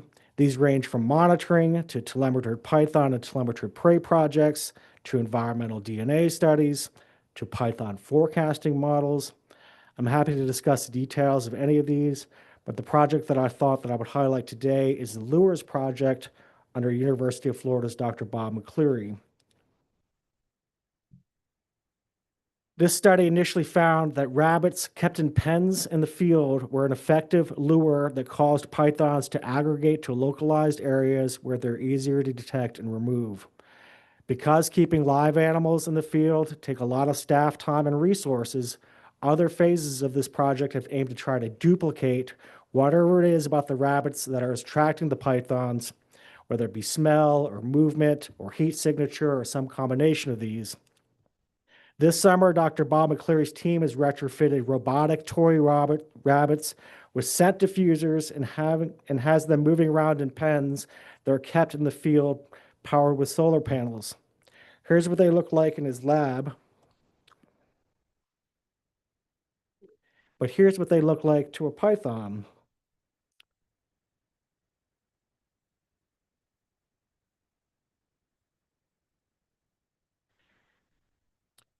In addition to movement and scent, each faux rabbit has been fitted with a thermal element to mimic a real animal's heat signature. Around each pen on the camera are cameras trained by AI to recognize this unique pattern of a Burmese python and to contact someone like myself whenever there is a positive detection. These are deployed in the field right now, and we really look forward to the results.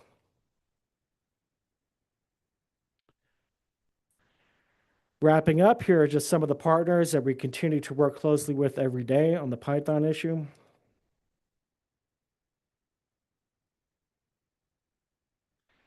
Here's our program website where the public can get more information, track our progress, or even apply to become one of our contractors. Dan, perhaps you could do that since you're retiring from the board. Those numbers will not go up quickly. And finally, I thought I'd end this presentation by showing our support to the Florida Gulf Coast University. Here's a thank you card I just received from one of our contractors, Kyle Finley, who just graduated here with a degree in science. I gave Kyle guidance during his studies, and he even used data from our program as part of his senior project. And with that, I'd be happy to answer your questions. Thank you, Mike. Great presentation. Dan? Yeah, thanks, Mike. Two questions, just from the ones we have tagged. What's the range of one of these in the wild? That seems to vary a lot. There's a lot of variability. We've seen range. Some of them are lazier than others and will stay put, whereas others will move up to 400 kilometers in a year. but they always seem to come back to their home area, but um, they'll move around quite a bit if they have a mind to. And then the other question, I had not heard before that there was a local release somewhere on this coast that contributed to that. Any idea where that's from? Is it just somebody with a pet they got tired of that they let go, or a breeder, or any thought on how that happened, or we just know they're No, dead? sir, we don't know. Just like we don't have much insight as to where the primary release in Everglades National Park, where that originated from. There's that myth out there that Hurricane Andrew in '92 resulted in a breeding facility being destroyed in wide-scale releases, but there's no evidence to that. It's certainly possible, but there's just no evidence to that. What we do think is that the introduction of pythons into Florida are a result of both accidental and intentional releases.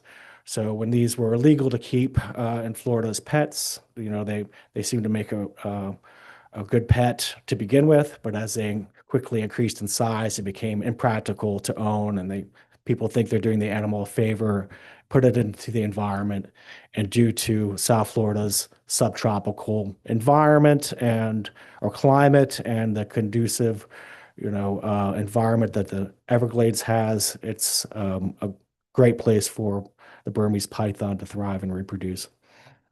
Thanks, Mike. Ms. McLeod?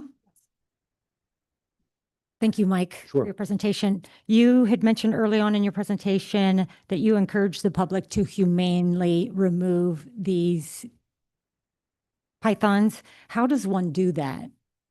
So they, even though they're causing destruction of the environment, they still need to be respected as living creatures here through no fault of their own. We set our own standards here at the Water Management District, and we follow the American Veterinary Medical Association guidelines. That is the same standards that we encourage the public to use. I usually don't get into the dirty details, for a public presentation like this, but they all involve immediate destruction of the brain. We try to euthanize them quickly and humanely. Hmm. Okay. Secondly, that's a genius idea with those robotic rabbits. Well, first of all, when you had the rabbits out in the field, and then to eliminate the extra labor. So genius idea, whoever came up with that one.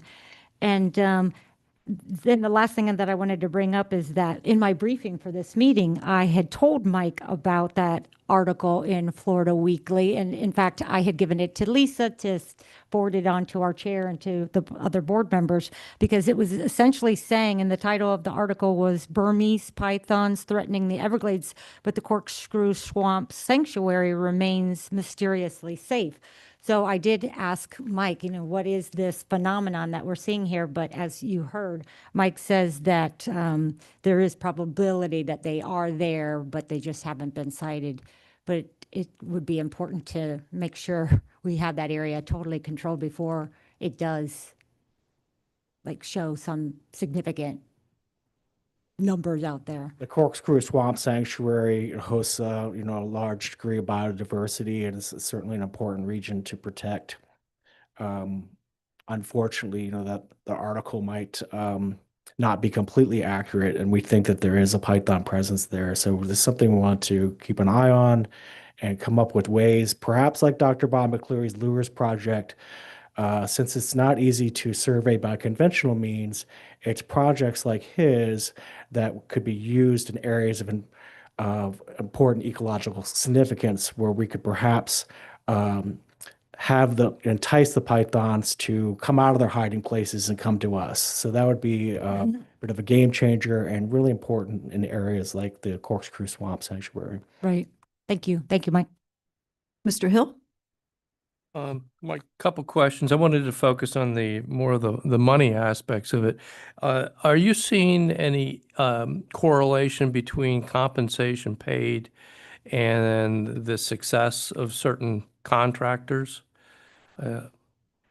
So It depends on the region. So when I showed the benefits, go ahead and go back to the slide of the tiered payment schedule within the Northern Keys.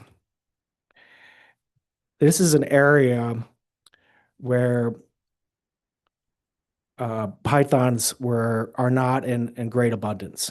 And so the contractors weren't really incentivized to go there. They'd rather go to where, they're catching pythons in more of the core population area. So when we increased the survey rate for contractors there, that most certainly resulted in greater removals. I will say that our contractors aren't doing this for the money. Our contractors are very much doing this for the conservation of the Everglades. We've seen that time and again. But obviously, they need their own costs offset. And when we introduced the ultra premium pay rate, we started to see undersurveyed areas like the Northern Keys and like Loxahatchee National Wildlife Refuge. We started to see a great uptick in effort in these regions. So though the contractors aren't necessarily doing this for the money, and nobody's going to get rich off of Python management, but it does make a difference, certainly regionally.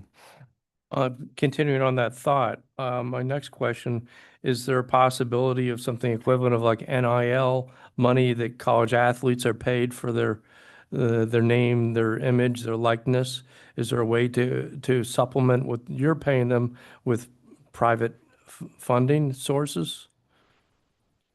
That isn't something that we have directly considered, and I must admit I'm not much of a sports fan, more of a nerd speaking to you today. But I think in general it is complicated to have private funding support a state managed program like this. I know, FWC has their separate foundation that can accept funding, but it's my understanding that if a private individual wanted to give money to the district they're not able to specify exactly what it would be before. So they couldn't say, hey, I want to donate to the Python elimination program. It would have to go into the general fund, and maybe Candida or someone could, more knowledgeable about these things could speak on that. But I will say that our program is well funded, and it's not extra resources we need. It's skilled people in the field and in the office working on this, and we certainly have that, and we're always looking to improve. I guess your question really is if we make kind of rock stars out of these individuals. There are people on our team that have become bona fide celebrities. Our own Donna Khalil just won an Oscar for her role in a recent documentary called The Python Huntress. So we do have a lot of media coverage, and our communications team does a great job of allowing our contractors to be excellent ambassadors and representatives of the agency, of the program, and of the issue. So is that a motivation? It is for some of our contractors, and some people prefer to stay out of the spotlight. Okay. I myself would stay out of the spotlight, but I have learned, that talking to the media really helps keep support going for these programs. Plus, my mom really loves to see me on. Hey, real quick, we have the water district recently bought property from Baron Collier around 29 and 41 intersection. Is that an area of focus? It is certainly a hot spot. That's the green heart of the Everglades. Is that what we're referring to? Yes. So Roy Feeney and I were just there recently. We scoped the area out. It's not quite ready to come online, but it is certainly just probably a few months away from becoming designated program area for our Python elimination program and for FWC. Last question, short answer. If you had resources to one thing that you don't have now, what would it be? Can I think on that and get back? Okay. You put me out of the spot there. Is that it, Andy? I have a question regarding the pay and how you determine what areas are premium pay area and what areas are a general pay area, I guess, or regular pay, an alter pay. It's a great question, and it used to all be regular pay, which started off as minimum wage and continues to be minimum wage. And we wanted, so when we went to a tiered payment structure, we wanted to incentivize contractors to start hunting along the fringe of what the known core Python population is. And where's the known core Python population? It's in Miami-Dade County, it's in Broward County, it's certainly in Collier County. And so we wanted the contractors to expand out to areas like Palm Beach County, Lee County, Hendry County. And also, if you look at our Everglades Francis S. Taylor Wildlife Management Area, it's mostly interior marsh locations, which require equipment like an airboat to get into, which is very expensive to operate. And so we wanted to pay contractors more to not only survey these fringe areas, but areas that require expensive equipment like airboats. And then finally, we've gone to the last tier structure, this ultra premium pay, to see if it would be indeed a effective incentive for contractors to go to areas where, like Loxahatchee National Wildlife Refuge, where we're just not seeing any pythons. We just had our first python removed from this area from one of our contractors about 6 months ago. And that was as a result of paying contractors more to go to this region. Same in the Northern Keys. We went from almost 0 captures to almost 70 captures now in a short period of time because we're paying them more to go there. If you're surveying the core python population, you're getting your hourly rate, but you're also removing pythons, which have come with this additional incentive. But if you're just surveying an area that is has a low abundance of pythons and your chances of catching are lower, then not only is it not as exciting for the contractors, but they're not getting paid much money to go to these areas. So we wanted to try to solve that by introducing this tiered payment structure, and that's why we did it. And this area of Naples, I'm looking at the area surrounding us basically, that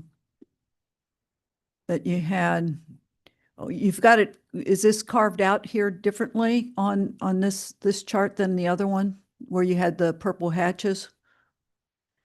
This does not show the payment structure. This just shows captures and nests removed.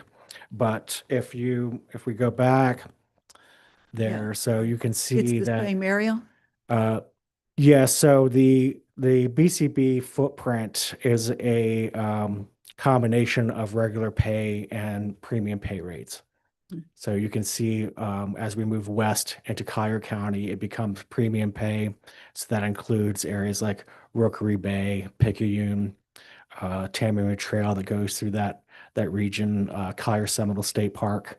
And then as we move further east into the Big Cypress National Preserve, where we know the core python population really exists, is where we lower the pay rate for contractors to survey these areas.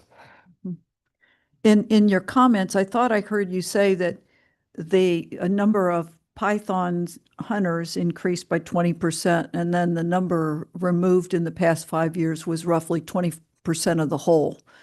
Is the correlation between number of hunters and pythons captured what's going to get us to being successful to? No, ma'am, it's not about the number of people out there. It's about the skill of the people out there. So we have about 100 state-sponsored python removal contractors now, and I think that is a pretty solid number. I don't recommend personally that we increase that. It's about the skill of the people that are out there, not about the sheer number of people. Otherwise, we're going to have kind of people tripping over each other. And even though we have this project area that spans 7 counties, Again, it's really about the talent of the people we have out there and not about, the number of people that are out there. And the training program seems like it's going to be a very positive step in that direction. The training program in my 8.5 years now of managing this program is my favorite update that we've given this program so far, and I have really hope that it continues. I might have to sign up for the training. Is there any public comment? Yes, ma'am. I have 2 registered speakers here in the room and 1 hand raised on Zoom. We'll begin with Brad Cornell. He will be followed by Dr. Mark Barton. Good afternoon, Madam Chair and board members. Brad Cornell on behalf of Audubon, Florida and its Corkscrew Swamp Sanctuary. So I just wanted to make some clarifying comments. Thank you for the presentation. Corkscrew Swamp Sanctuary is not the black hole of information on pythons. We have staff in the field every single day of the week, and we do monthly nighttime surveys.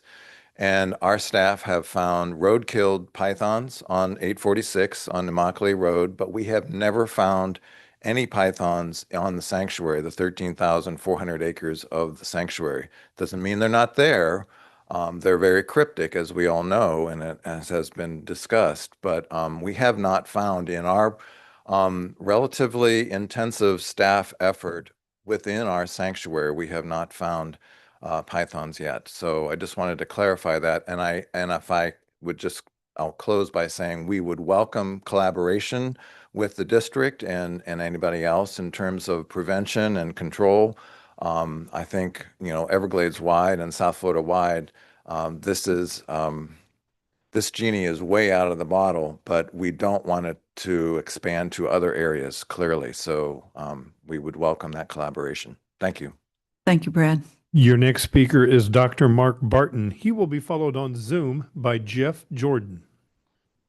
Good afternoon. I'm with Environmental Science Associates, but this question really has nothing to do with my work. I really love the presentation, a lot of really good information there.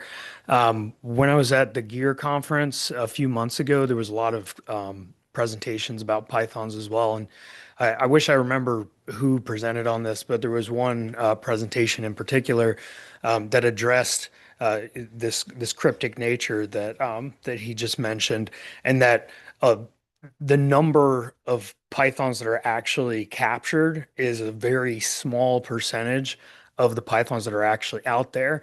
And so that kind of made me wonder, we're always talking about the impact that they have on the mammal populations. Has anybody studied the areas where, we get a lot of captures versus areas where we maybe don't, and the impact that that has on the biodiversity and the biomass of different animals?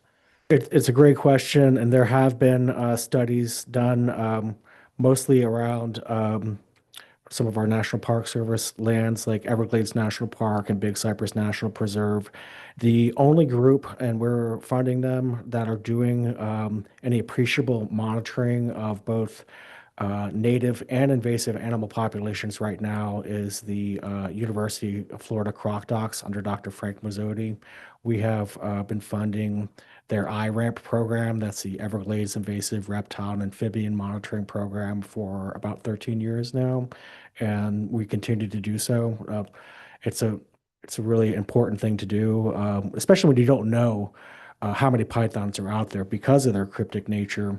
It's really important that we be monitoring things that we can see, which one of those things is, our native animal populations. So University of Florida is doing this great work, and we'll continue to fund them. Great, thank you. Yeah, and I was just thinking about it because, obviously we're sinking a lot of money and effort into removing these pythons, which I think is important, and I feel like it probably has an impact, but it'd be nice to have some measure of what that is. So just wanted to throw that idea out there. Thank you. Thank you.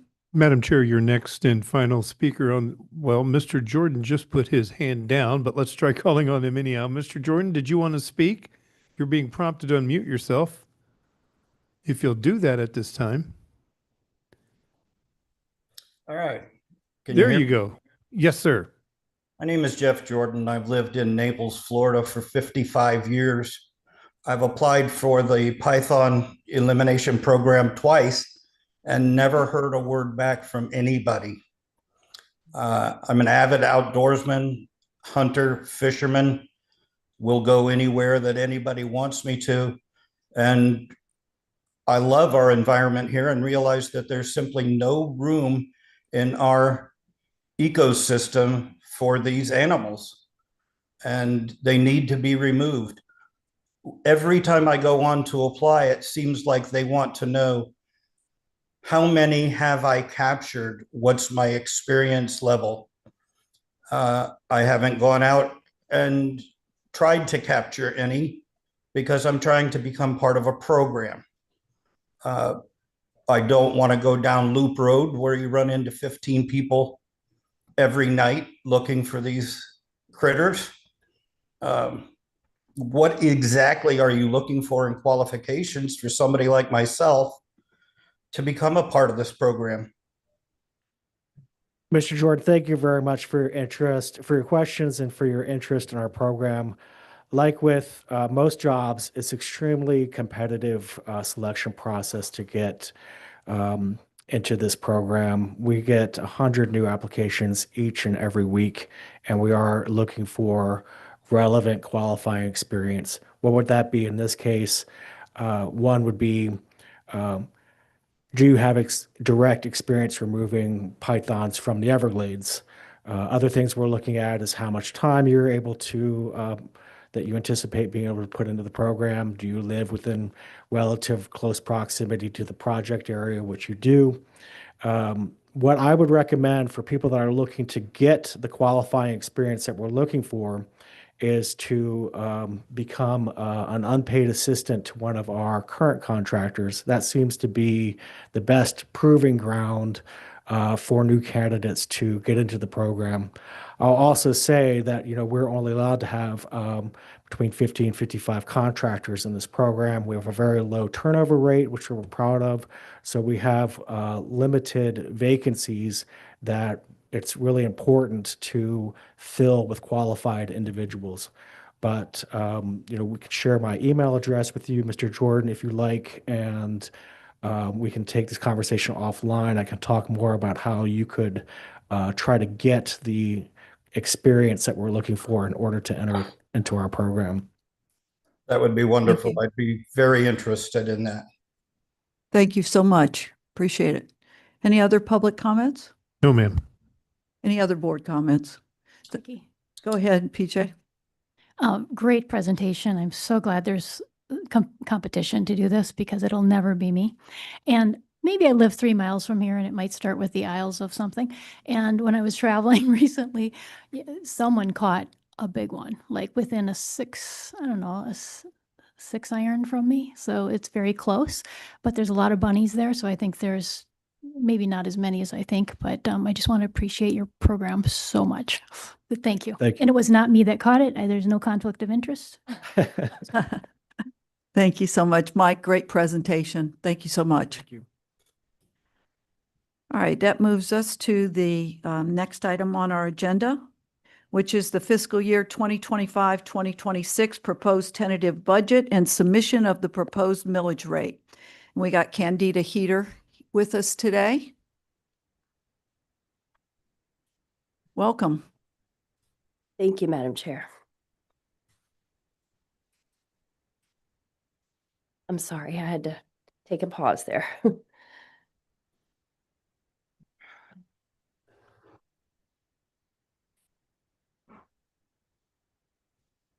So today is the first of the millage and budget discussions with the Big Cypress Basin for the tentative millage and budget, then August being the final. So today's presentation will go over the proposed millage. I'll do a brief budget overview. We will, during that brief budget overview, go over the sources of revenue and the uses. And then at the end, I will request a motion to approve a request to the district governing board of proposed fiscal year 25-26 millage rate and tentative budget. So as you all are aware, during the budget development process, there are many milestones, and we are nearing the end of those milestones to successfully have a fiscal year 25-26 budget for the Basin to continue operations starting October 1. Today is, like I had mentioned, our first discussion. Then we will move to the district's board meeting, then with the ultimate goal of meeting that statutory deadline of August 1, where we are to submit the budget to the governor and the legislature. We will then be back August 22nd for the final millage and budget with the Basin Board, and then ending in September for the tentative and final adoption of millages and budgets at the district. So the proposed millage rate before you today is 0.0978 mills. That is $9.78 per $100,000 of taxable value. An example there on the slide is a homeowner with an average valued home of $500,000 would pay $48.90. And listed on the slide are some of the examples of services that $48.90 provides from your staff. So the fiscal year 25-26 budget that is proposed before you is $22,247,748. It is a $240,000 increase or 1%. The difference is compared to your $22 million, $6,945 budget that is the budget we're operating on right now. Some of those sources of revenue driving that difference are increases and decreases. Increase of $1.1 million of ad valorem funding, dominantly funding your mission critical, flood control functions. An increase of $1.4 million, which is new revenue to the Basin to offset some of the Picayune Strand costs, 50% of Picayune Strand costs, which is a new request for the Basin Board to assist in funding Picayune in the 26 budget. A decrease of $1.2 million in usage of fund balance. That is mainly due to the capital program. We did have a significant savings, which is a positive thing to highlight, that staff was able to negotiate the Basin Tower for the equipment savings of about $1.5 million, which was planned to be in your budget in 26 that we were able to remove.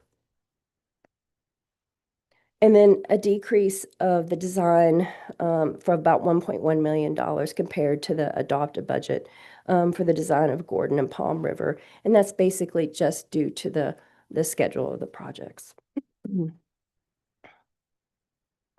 The revenue sources, this is a pie chart of the adopted and then the tentative, and you see that the Basin's revenue sources are relatively the same, the ad valorem being the largest. It's at 70% of your revenues for 26. And then your fund balance being about 19%, which is less than last year, or this year, which was at 25%.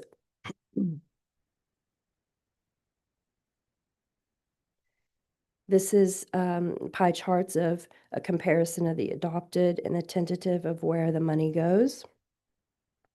The tentative shows the $22.2 million,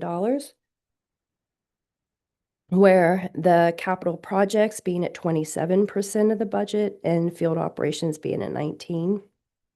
And then the capital program support being at 2%, which is about 48% of your overall budget. So the last slide is a motion to approve the millage and the budget. All right. Are there any questions, board questions for Candida at this point? All right. If there are no further questions, I'd like to entertain a motion and a second to approve the proposed millage rate and tentative budget. Sure. I'll make a motion to approve the millage rate and budget as shown on the screen here on slide 8. I'll second that. Okay. Motion by Vice Madam Chair. Chair, can we take public comment? Sure. Sorry.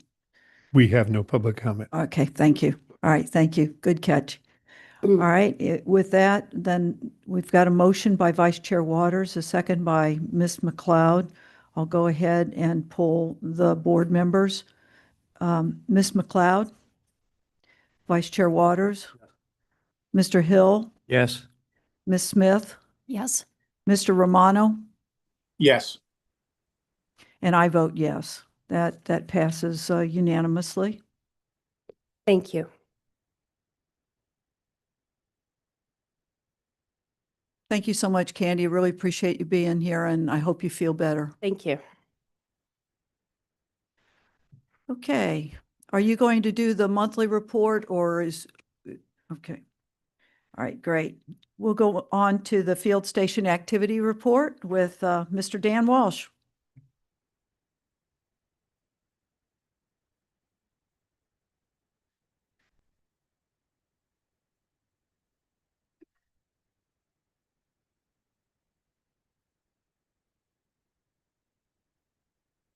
Good afternoon, everyone. My name is Dan Walsh. I'll be presenting on behalf of Andrew Wolf, who is on vacation today.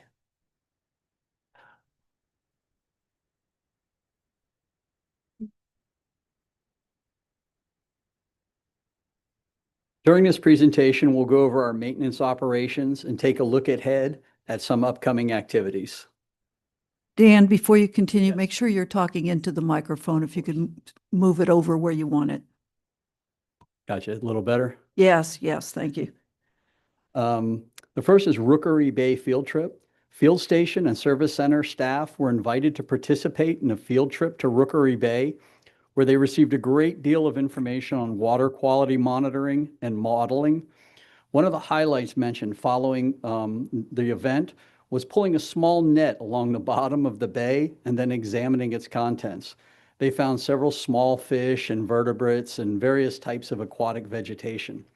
I believe this event helped staff better understand how their roles and responsibilities at the district have significant effects beyond flood control. Trash and debris removal. The field station worked with a contractor to remove trash and debris from Henderson Creek, Airport Road, and 951 canals. In total, they removed over 365 industrial-sized garbage bags of trash and various types of debris. You can see some of the debris in the trailer in the photo. You see the pool nets. It was very labor intensive. The contractors walked some of these canals from end to end with pool nets standing on opposite sides and fished out everything they could from these water bodies. Replacing water sensor at Golden Gate 1. In preparation for the upcoming rainy season, staff replaced a faulty gate sensor at GG1 structure. This sensor enables the water managers to monitor the gate's position. In the slide on the left, you can see a safety mechanism being installed that prevents the gate's movement while staff are performing maintenance activities. And the photo on the right is actually of the sensor being replaced. Filling washouts on the Golden Gate Canal. This is routine bank maintenance project. It's needed to repair normal wear and tear on the canal side slopes caused by rain and water runoff from the adjacent roadways.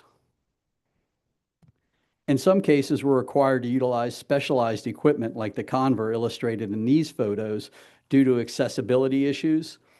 You can see in these slides, riprap rubble being loaded into the basket on the boat where it's transported to areas that are inaccessible to other types of equipment.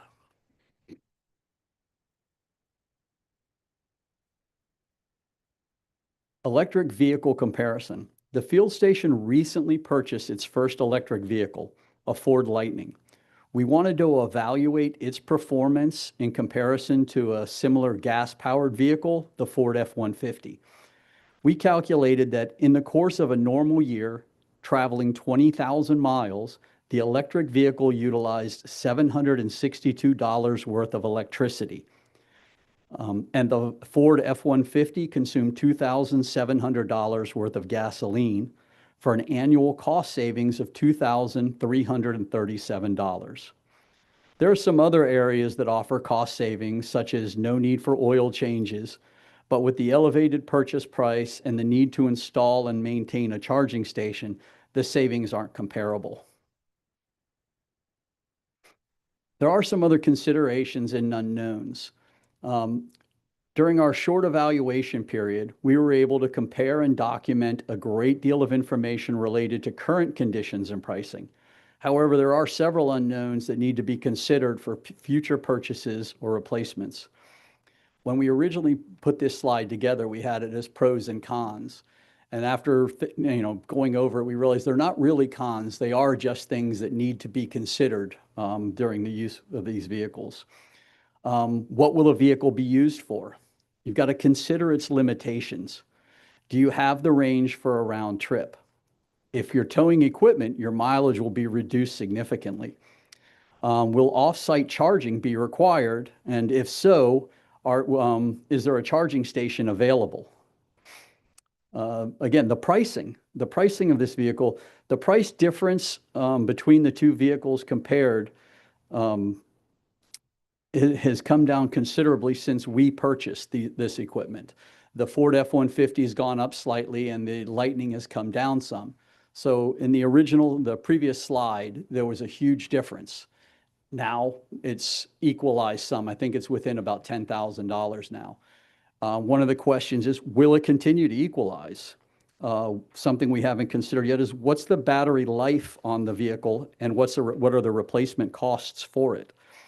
I think it's too early to make an accurate overall judgment on our utilization of electric vehicles, but we'll continue to document our findings and we'll report back in a future presentation.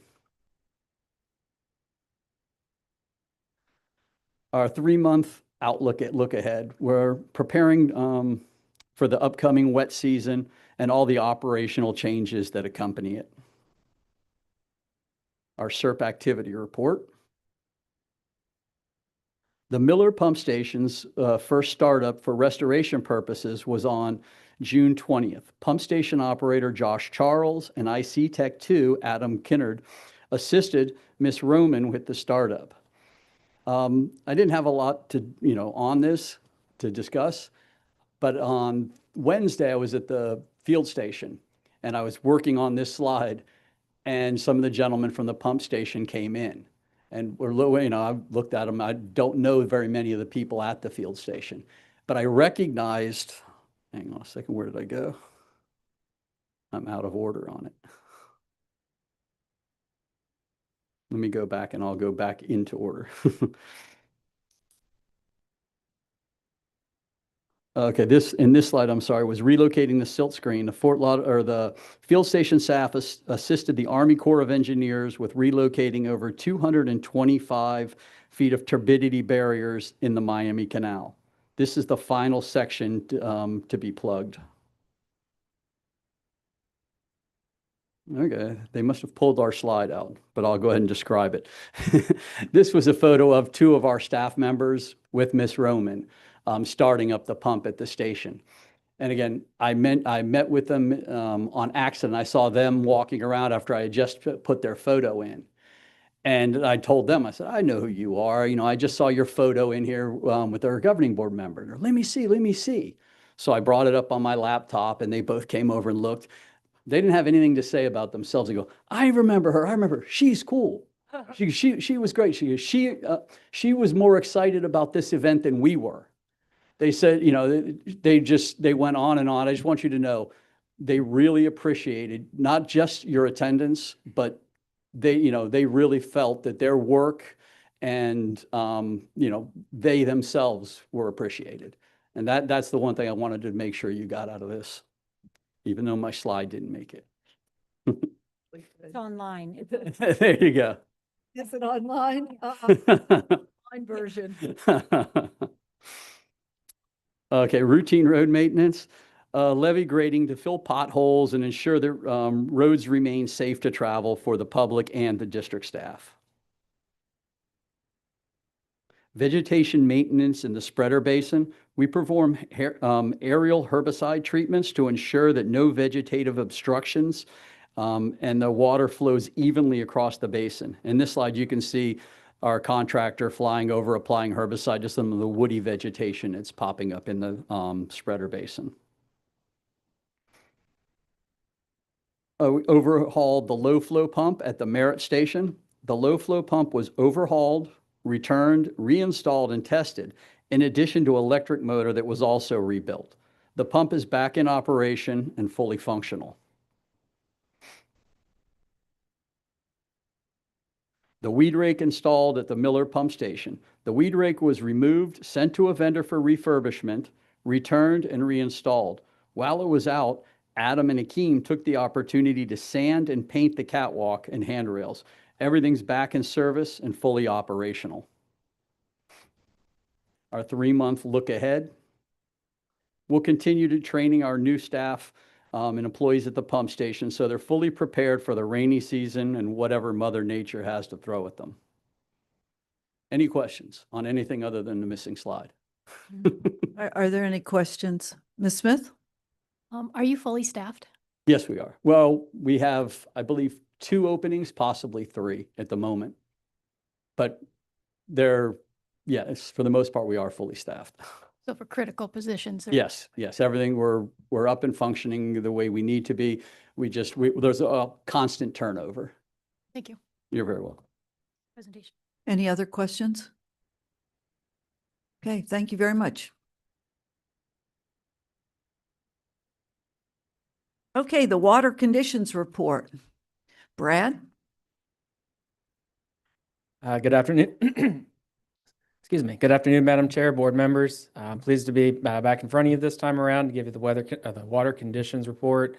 And I'll give our update basically since our last April meeting when Bill Tredick gave it for you last time.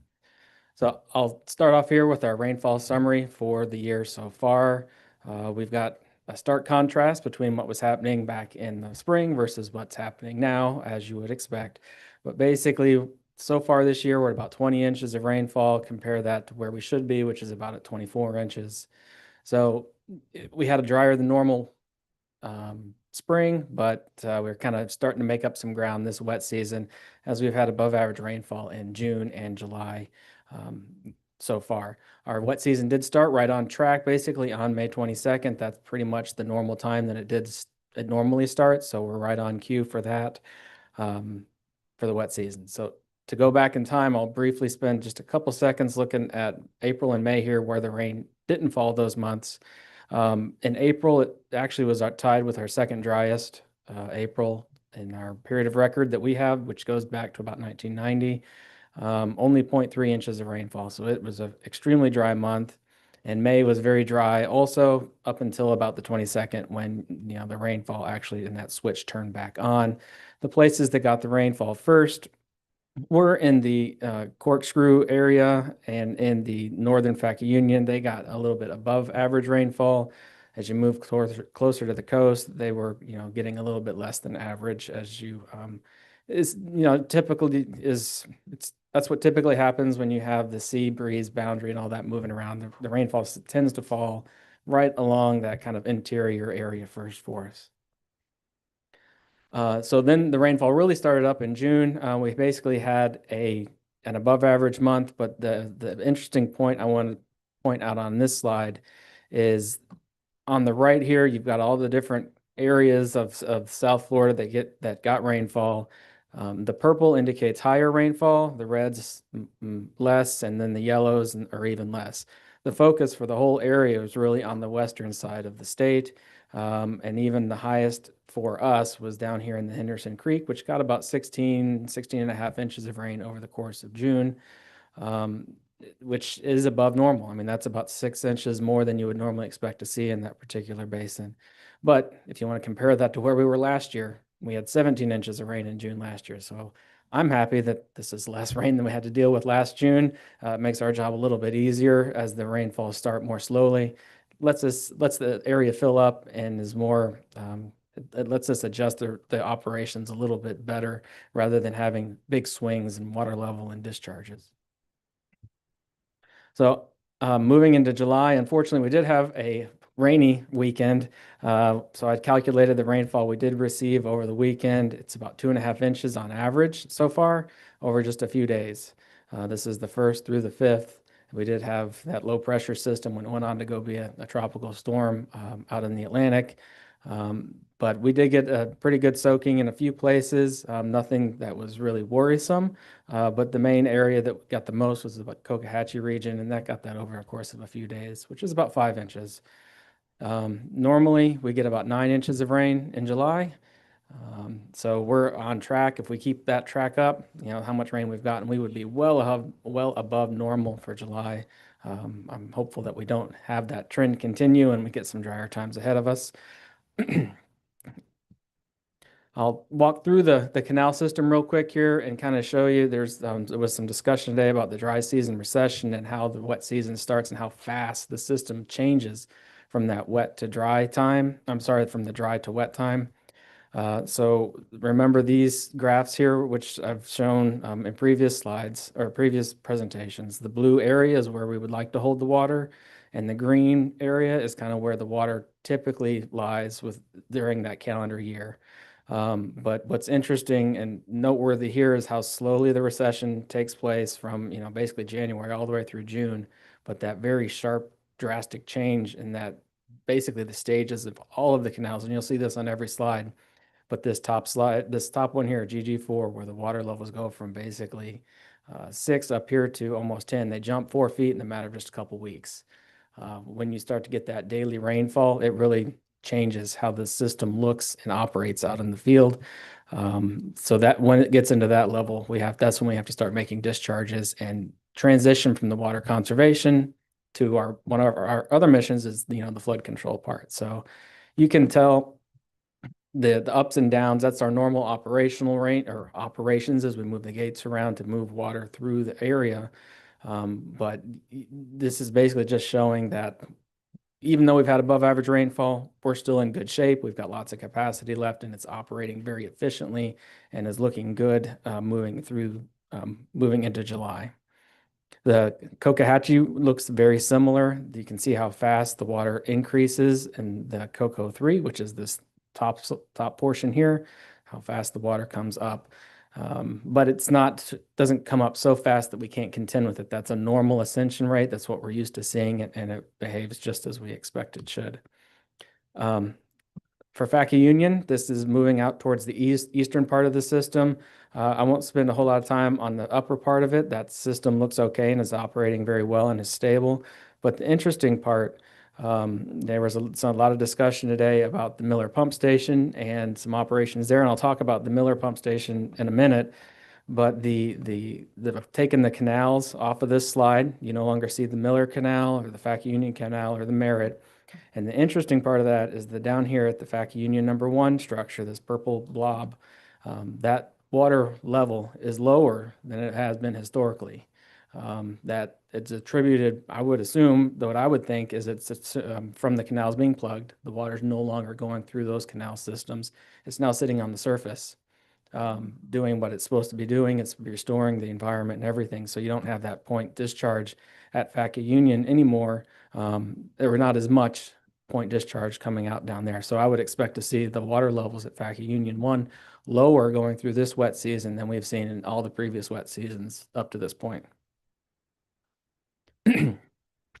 So to talk about the Miller pump station a little bit more, since I just talked about Faki Union 1, everyone there, when we turned on the pump station on the 20th, we got a few pictures here. I'll just walk through this very quickly of kind of what it looked like before we actually turned on the pump station. This is looking out the back bay of that station, where you can see how dry this area is. There used to be a canal kind of in this bare earth portion, and that's where the Miller Canal used to go through. So that's what it looked like before. And then during that day, when we did the startup, you can see the really larger discharges coming out and starting to do those initial filling operations. But we've had enough water in the system that this pump station has been operating nonstop for that whole time since we've had it on. So after about 10 days of pumping, I asked the guys out there to take a picture. And this is what it looks like here on the bottom left. The entire spreader basin's full of water, and it's been going nonstop basically the whole Wow, time. that's without- incredible. without any Those changes. pictures worth 1,000 words. I mean, that spreader basin is full. Yeah, it's really discharging out of there, and I'll show some more later that show some different changes. So the area that's really affected by the Miller Canal plugging, the last phase of it is this kind of light green portion here. The canal that went through here, that was about 12 miles of canal that was plugged over the course of about 6 months. That added about 17,000 acres of additional land that's now restored, or can be restored. It's now having water flow over it. So now it's starting to see its first bit of actual restoration water go over it this last month and now. So that is a very large area that's now have water flowing over it. I wanted to compare how much water we pumped last year for a short period versus what we've done so far this year. So I took the time frame of June 20th through the 6th. I just picked that date because that's when we turned on the Miller pump station. So during that period last year, we pumped 8,000 acre feet of water between these two pump stations, S488, S487. That's how much we did last year. Remember, last year was very, very wet. We had a big surplus of rain, and we were pumping very 24/7 at both of those at this point in time. This year, we've pumped 11,000 acre feet in that same time period out of all three pump stations. So not only have we had less rainfall than we did last year, we've pumped more water. So there's more water going on the landscape. Interestingly enough, from the 11,000 acre feet, 60, 63, 65% of it's come from the new pump station we just turned on. So right now, that one's got the most water available to it to really pump over the landscape, and that's really been the one that's providing most of the restoration water at this point going down this particular area that I'm pointing out. But do we know if it's doing, I mean, we can pump all the water. Is it actually doing anything yet? We've got lots of monitoring wells throughout the whole region south of the pump stations. I picked one here just west of the Miller Canal, or what used to be the Miller Canal. The Miller Canal used to come straight south out of the S486 triangle. So we've got a monitoring well right here. And what you can see on the right side of this, the green, this is what the water levels used to be historically before we did any restoration. So that's what it looked like beforehand. So you would expect at this time of year that the water levels would be feet lower. Normally, we would be kind of in this green area as we approach July. Instead, we're up above the historical maximum that station's ever seen this time of year. It's even getting close to what we've seen during storm events in that area. So to me, that just a month in, just a few days in, we're really starting to see impacts already or benefits already from the canal being plugged and the pumping that's happening already. So it happens, this part happens quickly, the rest of the restoration happens more slowly, but it's nice to see the changes already happening that quickly. And then one more tool that we use to analyze how well is it working. Is it working? I've got a comparison, and this is a water depth map, estimated water depth map of the Picayune Strand restoration area. Also, it has the Crew area, but I want to focus on the Picayune Strand in this particular case. On the left, this is what it looked like last year. The dark reds, that means the water level is below the ground surface by more than 2.5 feet. So it's in a very drained condition. That area, if it were, that type of forest it should be, you shouldn't have that very drained condition. And we were very wet last year. So you would think there would be even some water sitting over it last year, but the canals at that point in time were doing their job of draining the water off the landscape. Now I had them change this tool, so now it no longer has the canal in it. On the right-hand side, you see a completely different picture kind of in this area just south of the two canal systems. where that used to be a dark red, now you see yellows, greens, oranges. That's indicating you've got water either at the surface or very close to it or above it. So you start to see a new kind of flowway path develop that didn't used to, it always used to be there, it just didn't have water on it. So now you can start to kind of see it go towards the southwest, down here towards 41. And then last year, it did not look like that. So already seeing those changes in the field, out in the forest, which is excellent to see. So looking forward, we've had an average season so far. Hopefully that trend continues from where I sit. Those are easier for us to manage. Not that we can't do the other as well. It's just this definitely, if it's more balanced, it's an easier system to look to operate with. But we are ready for an above active hurricane season. Although I am fortunate, maybe if Dan's retiring, we won't have any storms anymore. So maybe this will be changed. So right now, the CSU is predicting a 17 named storms. Maybe we'll get that down to 5 or something. I don't know. In the short term, expect the daily rainfalls to continue for us in the afternoon.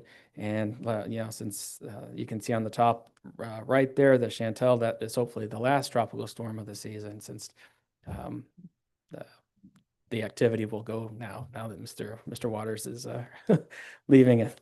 So anyway, I will be happy to close there and answer any questions that you may have. Thank you, Brad, for your excellent presentation. That was really great to see some results there with those models in the water, and we'll see more next meeting, I'm sure. Go ahead, Mr. Hill. Brad, is it possible I believe you guys had access to drones in the past. I don't know if you do. It'd be neat to see some aerial video of the pumping stations at a future meeting. Yeah, we have taken drone footage in the past. I think we did that with the FAC Union, but yeah, we can arrange to get some flights out there to get some photography and show what that looks like. I think they were out there when we turned on the Miller pump station, so they were there at that time, and I wasn't invited to that. you'll have to check with Lisa. The drone was there when the Corps finished plugging the Miller Canal as well. And so there's some video available. It's just so huge an amount of video that I'm not sure we have direct access to a quick clips, but we'll see what we find. Madam Chair, I know Joe Margolius's team is working on that to get it down to a bite size where we can share that. Okay. So as soon as she has that finished, we'll send it out. Ms. McLeod? Yes. Since everybody's been talking about the flooding that's occurred in Texas right now, I figured it was maybe worth mentioning. Do we know what caused that? Sounds like it's in the center of, was that like rainfall or matters? It's like out of nowhere. Do you not know? I don't know. Did I put you on the spot? I'm sorry. Yeah, I don't know the specifics associated with it, other than I know the river crested very, very quickly. It went up, I forget how many feet they said, in 45 minutes or something. But the weather phenomenon that caused that, no, I'd have to maybe discuss that or ask our meteorologist if Right. they have any info. Yeah. Okay. All right. Thank you. Any other questions or comments for Brad? Brad, that was great. Thanks for pulling that all together for the presentation. Really appreciate it. Thank you. All right, that brings us to the monthly financial report with Candida Heater.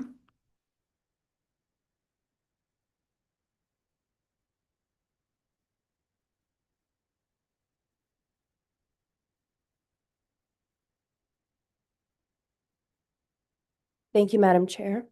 The monthly financial report that's in your packet is through the month of May. So the Basin has collected 98.7% of your ad valorem taxes.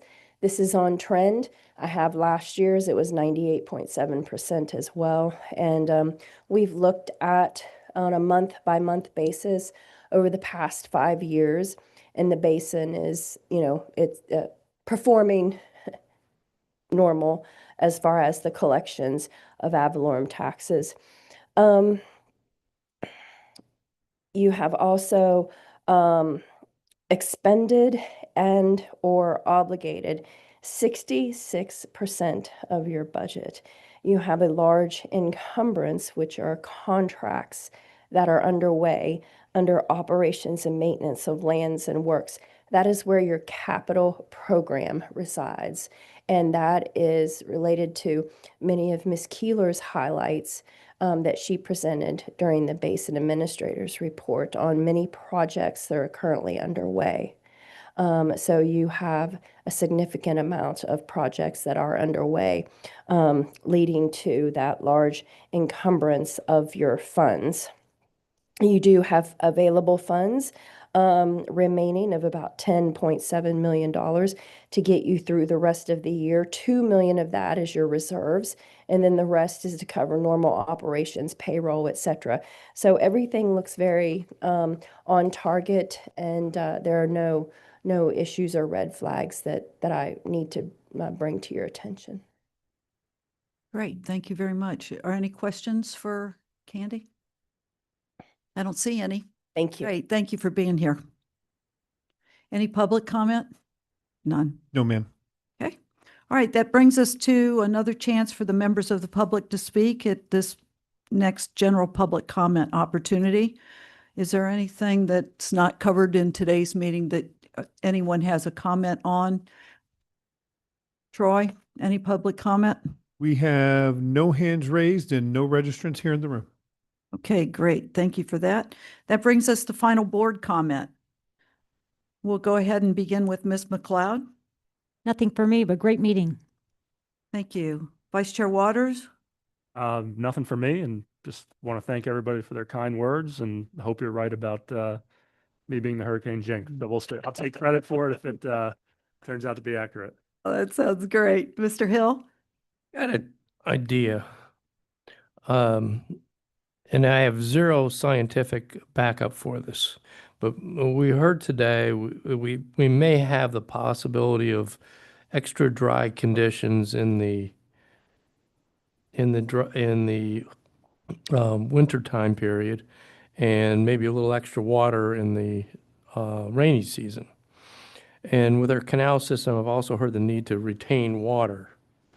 So I'm wondering if it's not possible to have, in certain spots, maybe to add some riprap or something at a low level that would not impede the flow of water during the rainy season when we're trying to discharge it, but at the same time reduce the flow of water in the rest of the year when the water levels drop, and at the same time maybe also adding an element of filtration.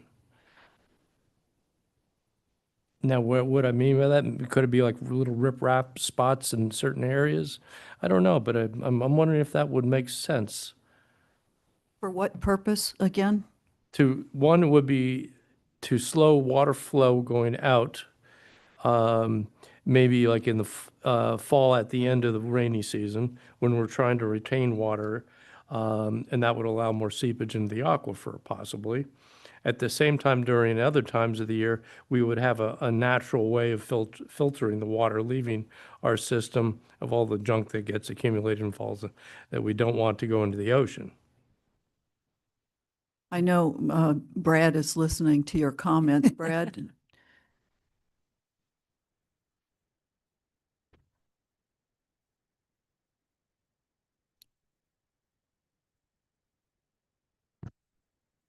Sure, that's a great question. To answer it a little bit, we kind of already try and do a lot of that with our operations. So a lot of the canal levels, we are able to hold different levels depending on what season and hydrologic condition exist. So a lot of the weirs and control structures, we're able to do what you're asking, is basically hold the water levels higher as we exit that wet season. Yes. So we kind of have a lot of places already in the works that do that. With our capital program, we improve all of those, the projects that Lisa spoke about, the I-75 2, the I-75 number 1, even the tower will help us make that judgment call when to make that happen and hold back more water. So we kind of already have projects in place that will help accomplish some of those goals already. And just by holding the water there, you achieve some of the water quality benefit also that you're referring to. Okay, thank you. Thank you, Andy. Ms. Smith? Nothing except for thanking staff. It was a very good meeting. I think there's a lot of information. Thank you. Mr. Romano? None for me. Thank you very much. Okay, thank you. I just would like to say thank you to the district staff and the entire Basin team for just an amazing amount of work that you did pulling those presentations together. There's a lot of great information that was shared with the board today, and it's just such an honor to work with each and every one of you, and I consider it a privilege.